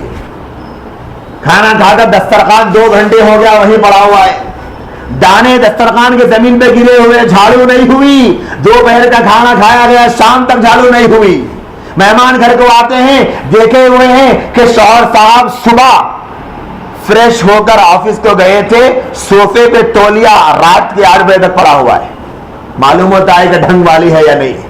عورت کا کام ہی تو گھر میں رہنا ہے. ابھی حال ہی میں ایک میسج آیا تھا, بس طبعی دل میں کچھ ایسے ہی کہہ دیتا ہوں, کہنے کی ضرورت تو نہیں ہے, لیکن بتلانا چاہتا ہوں کہ جس نے میسج بنایا کیسے منظر کشی کر رہا ہے حالات کی. ایک صاحب واٹس ایپ استعمال کرتے کرتے کسی پڑوس کے گھر میں داخل ہو گئے اور گھر کی عورت چائے کا کپ اور پانی کا کپ لا کے ان کے سامنے رکھ دی اور وہ سیریل میں مصروف ہے. اگرچہ مذاق ہے, ہو سکتا ہے غلط بھی ہو, 100% غلط ہی ہو, لیکن حقیقت اس طرف اشارہ کرتی ہے کہ آج گھروں میں اتنا مصروف کر لیا عورتوں نے اپنے آپ کو کہ شوہر صاحب کمرے میں بھی آ جائیں تو ٹکٹکی باندھ کر ٹی وی پہ لگائے ہوئے ہیں, نظر ہٹانے کو تیار. اسی لیے لڑکیوں کو ڈھنگ والی تلاش کرے, بہوؤں کو ڈھنگ والی تلاش کرے.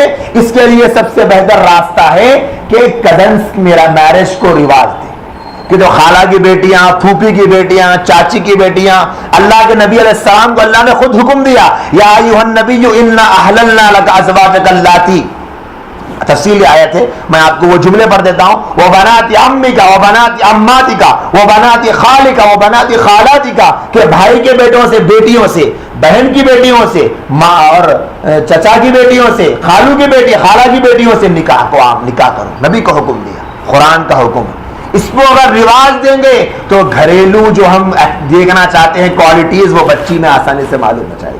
اور دوسری چیز اگر اس میں کریں گے تو حدیث پر عمل بھی ہوگا. حدیث میں اللہ کے نبی نے فرمایا کہ رشتہ داری نبھانا, صلہ رحمی کرنا بہت بڑا ثواب. اگر نکاح ہو جائے گا تو ایک تو رشتہ دار ہے, ایک تو بیوی ہے, 2 دفعہ ادا کریں گے. تیسری چیز جو جھگڑے اور خرابیاں ہیں اس کا ریشو بہت کم ہو جائے گا. دونوں خاندان مل بیٹھ کر اپنی خاندان کی عزت کے لیے مسئلہ سلجھا دیں گے. طلاق بہت کم ہوگی کیونکہ ختم کرنے کو کوئی نہیں چاہے گا. بھائی یہ نہیں چاہے گا کہ میری اپنی بہن کی بچی کو میں چھوڑ دوں. اور جو 5واں فائدہ, جو بہو ہوگی اس کو ساس سسر اپنی بچی سمجھے گی, کہ بھائی کی بچی ہے, بہن کی بچی ہے.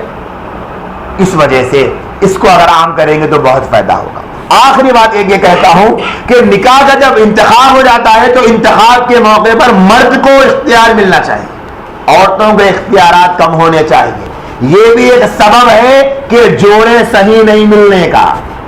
عورتیں بڑی آگے بڑھتی ہے، ارے تم چپ بیٹھو، تم کو کیا معلوم، میرے کو معلوم، میرے کو معلوم۔ بالکل آپ کو معلوم، آپ کو بہو کو دیکھنا ہے، آپ کو گھر کی ذمہ داری سنبھالنا ہے، لیکن اللہ نے فیصلے کا اختیار عورت کے مقابلے میں مرد کو زیادہ دیا ہے۔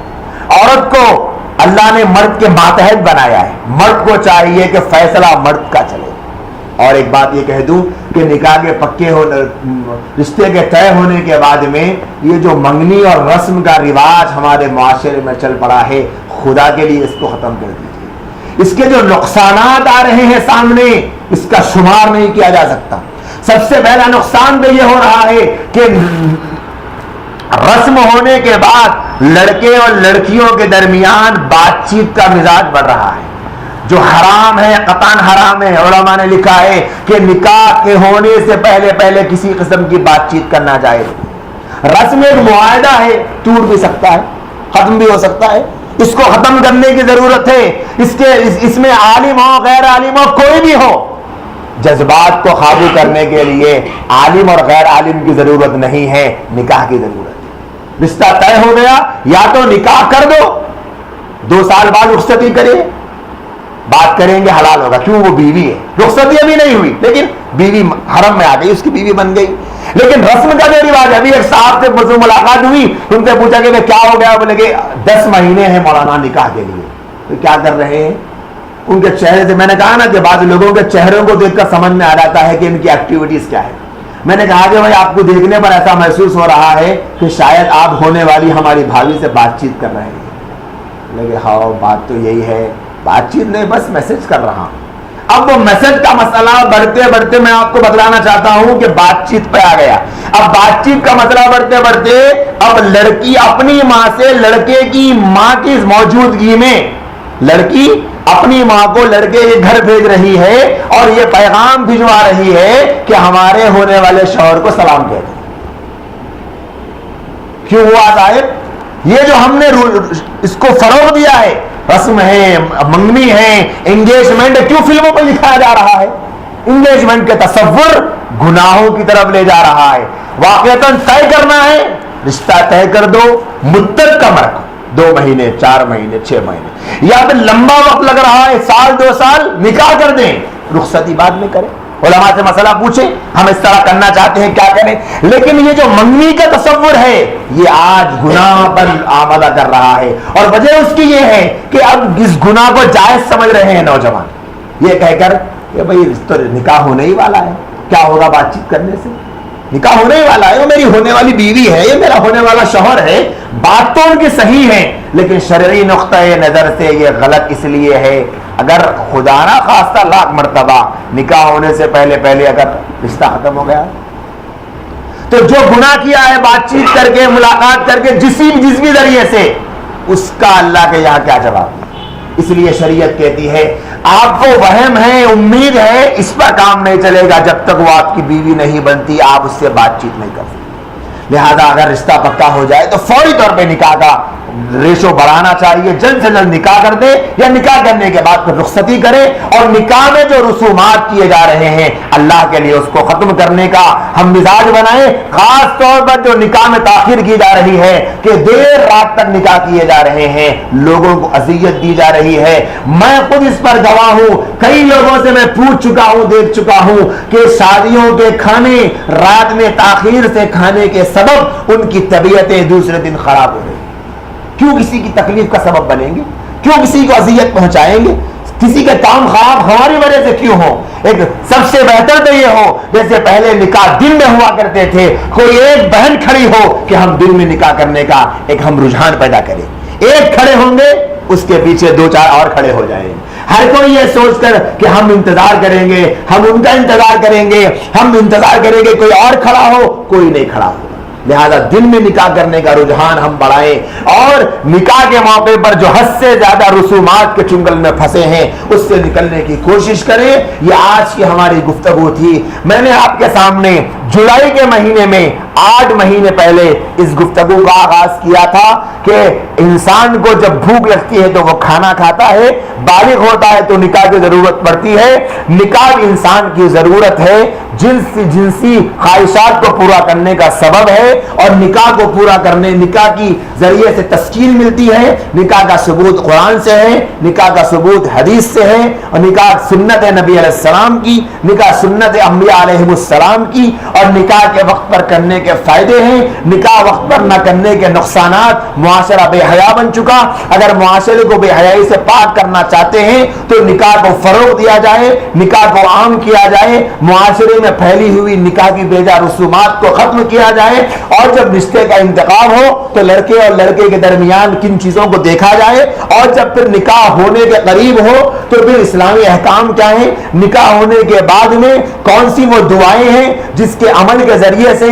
अल्लाह तबारक व तआला होने वाली औलाद में बरकत देते हैं। फिर कुरान से तख्लीक इंसानी का सबूत पेश किया गया, हदीस में अल्लाह के नबी अलैहिस्सलाम के फरमान के मुताबिक औलाद की उम्र, औलाद का रिस्क, औलाद का बुरा और अच्छा होना, और औलाद की जिंदगी, ये 4 चीजें हदीस में मौजूद है कि माँ के पेट में लिख दी जाती है, और माँ के पेट से पहले औलाद के लिए तरबियत का मरकज है।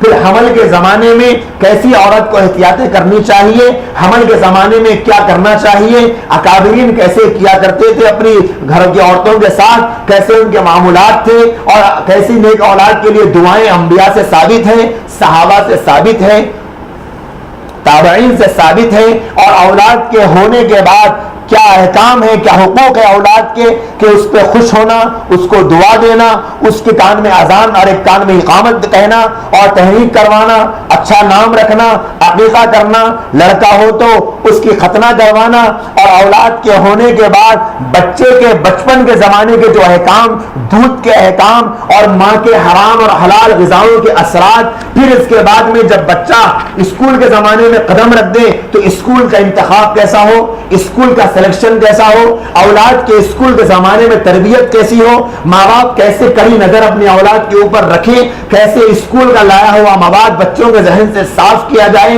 और किस तरीके से बच्चों को बनाया और संवारा जाए, और कैसे उनके अंदर अच्छे अखलाक पैदा किए जाएं, कैसे उनकी अच्छी तरबियत की जाए।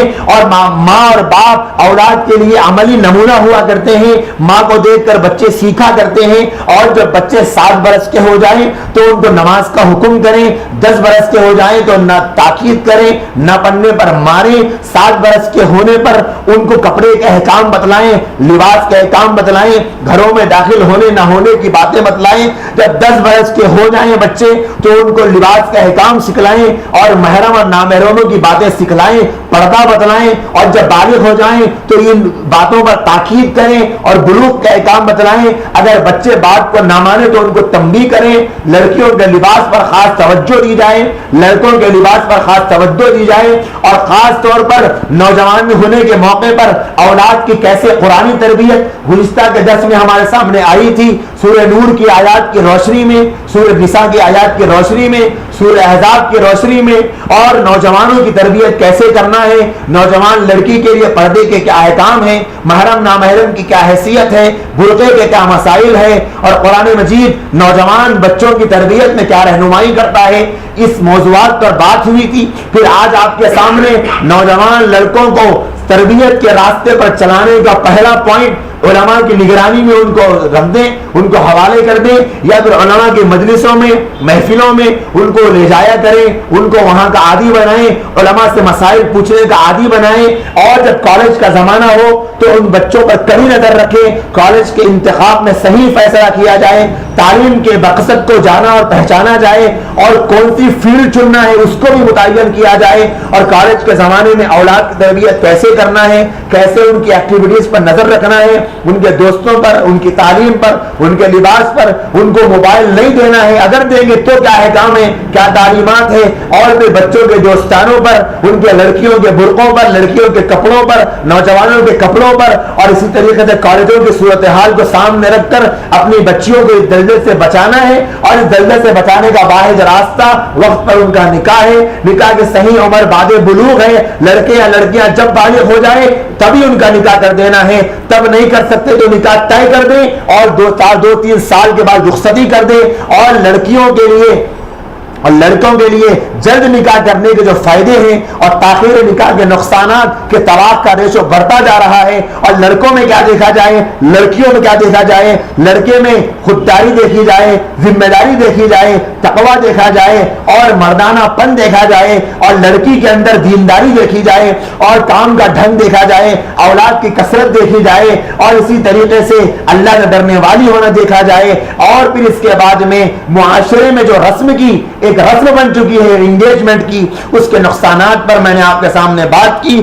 نکاح سے میں نے اس موضوع کو شروع کیا تھا، اور نکاح پر ہمارا یہ سلسلہ الحمدللہ 8 مہینے میں مکمل ہو گیا ہے۔ اللہ کے فضل و کرم سے، آپ تمام بہنوں کی پابندی سے، اور آپ تمام بہنوں کی دعاؤں سے، اور سب سے بڑھ کر میرے اپنے ماں باپ کی دعاؤں اور جان پہچان والوں کی دعاؤں سے، اور اس سے بڑھ کر میں ان تمام 8 مہینوں کے ہونے والی ان محنتوں کا جو کچھ میں نے اس میں محنت کی اللہ کے فضل و کرم سے، کتابوں کو چھان کر نوٹس بنا کر جو کچھ میں نے آپ کے سامنے مواد پیش کیا، ان تمام کا صحرا میں اپنے مخلص اور محب اور خیر خواہ جناب معراج بھائی کے سر پہ رکھتا ہوں کہ انہی کے مشوروں اور انہی کے رائے کی وجہ سے اس سلسلے کا آغاز ہم نے کیا تھا، اور اللہ کا فضل و کرم ہوا کہ بہت سارے وہ نقطے جس پر خود ہماری نگاہیں نہیں پڑی تھی، آپ بہنوں کے خلوص کی وجہ سے وہ ایسی باتیں آپ کے سامنے سنائی گئی۔ اللہ پاک ان کی رائے کو قبول فرمائے، ان کے مشورے کو قبول فرمائے، ہمارے جمع ہونے کو قبول فرمائے، اور یہ جتنی 8 مہینے کی جو مجلسیں ہوئی ہے یہ تمام آپ کو معراج بھائی کے فیس بک کے اکاؤنٹ پہ میر معراج علی کے نام سے موجود ہیں، اس میں آپ سن سکتے ہیں۔ اور اب یوٹیوب پر بھی کرشمہ قرآن کے نام سے ایک چینل ہے، اس کے اوپر بھی یہاں ہونے والے مجلسیں اس پر اپلوڈ کی جا رہی ہے۔ آپ بہنوں سے گزارش ہے، بڑی محنتوں کے بعد کی جانے والا یہ ذخیرہ ہے، جو اللہ کرے کسی ایک بہن کے کام آ جائے تو آخرت میں میرے لیے اور معراج بھائی کے لیے اور ہم سب کے لیے آخرت میں کام آنے والا توشہ بن جائے گا۔ تو ان کو عام کریں، خود بھی سنیں، دوسروں کو بھی پھیلائیں، دوسروں کے سامنے بھی اس کو عام کریں۔ اللہ پاک سے دعا ہے اللہ ہم تمام کے ان تمام مجلسوں کو اور آج کی اس مجلس میں کہی جانے والی ایک ایک بات کو ہمارے لیے عمل میں مدد کا سبب اور ذریعہ بنائیں، معاشرے کے رسم و رواج کو ختم کرنے کا سبب اور ذریعہ بنائیں۔ وآخر دعوانا ان الحمدللہ رب العالمین۔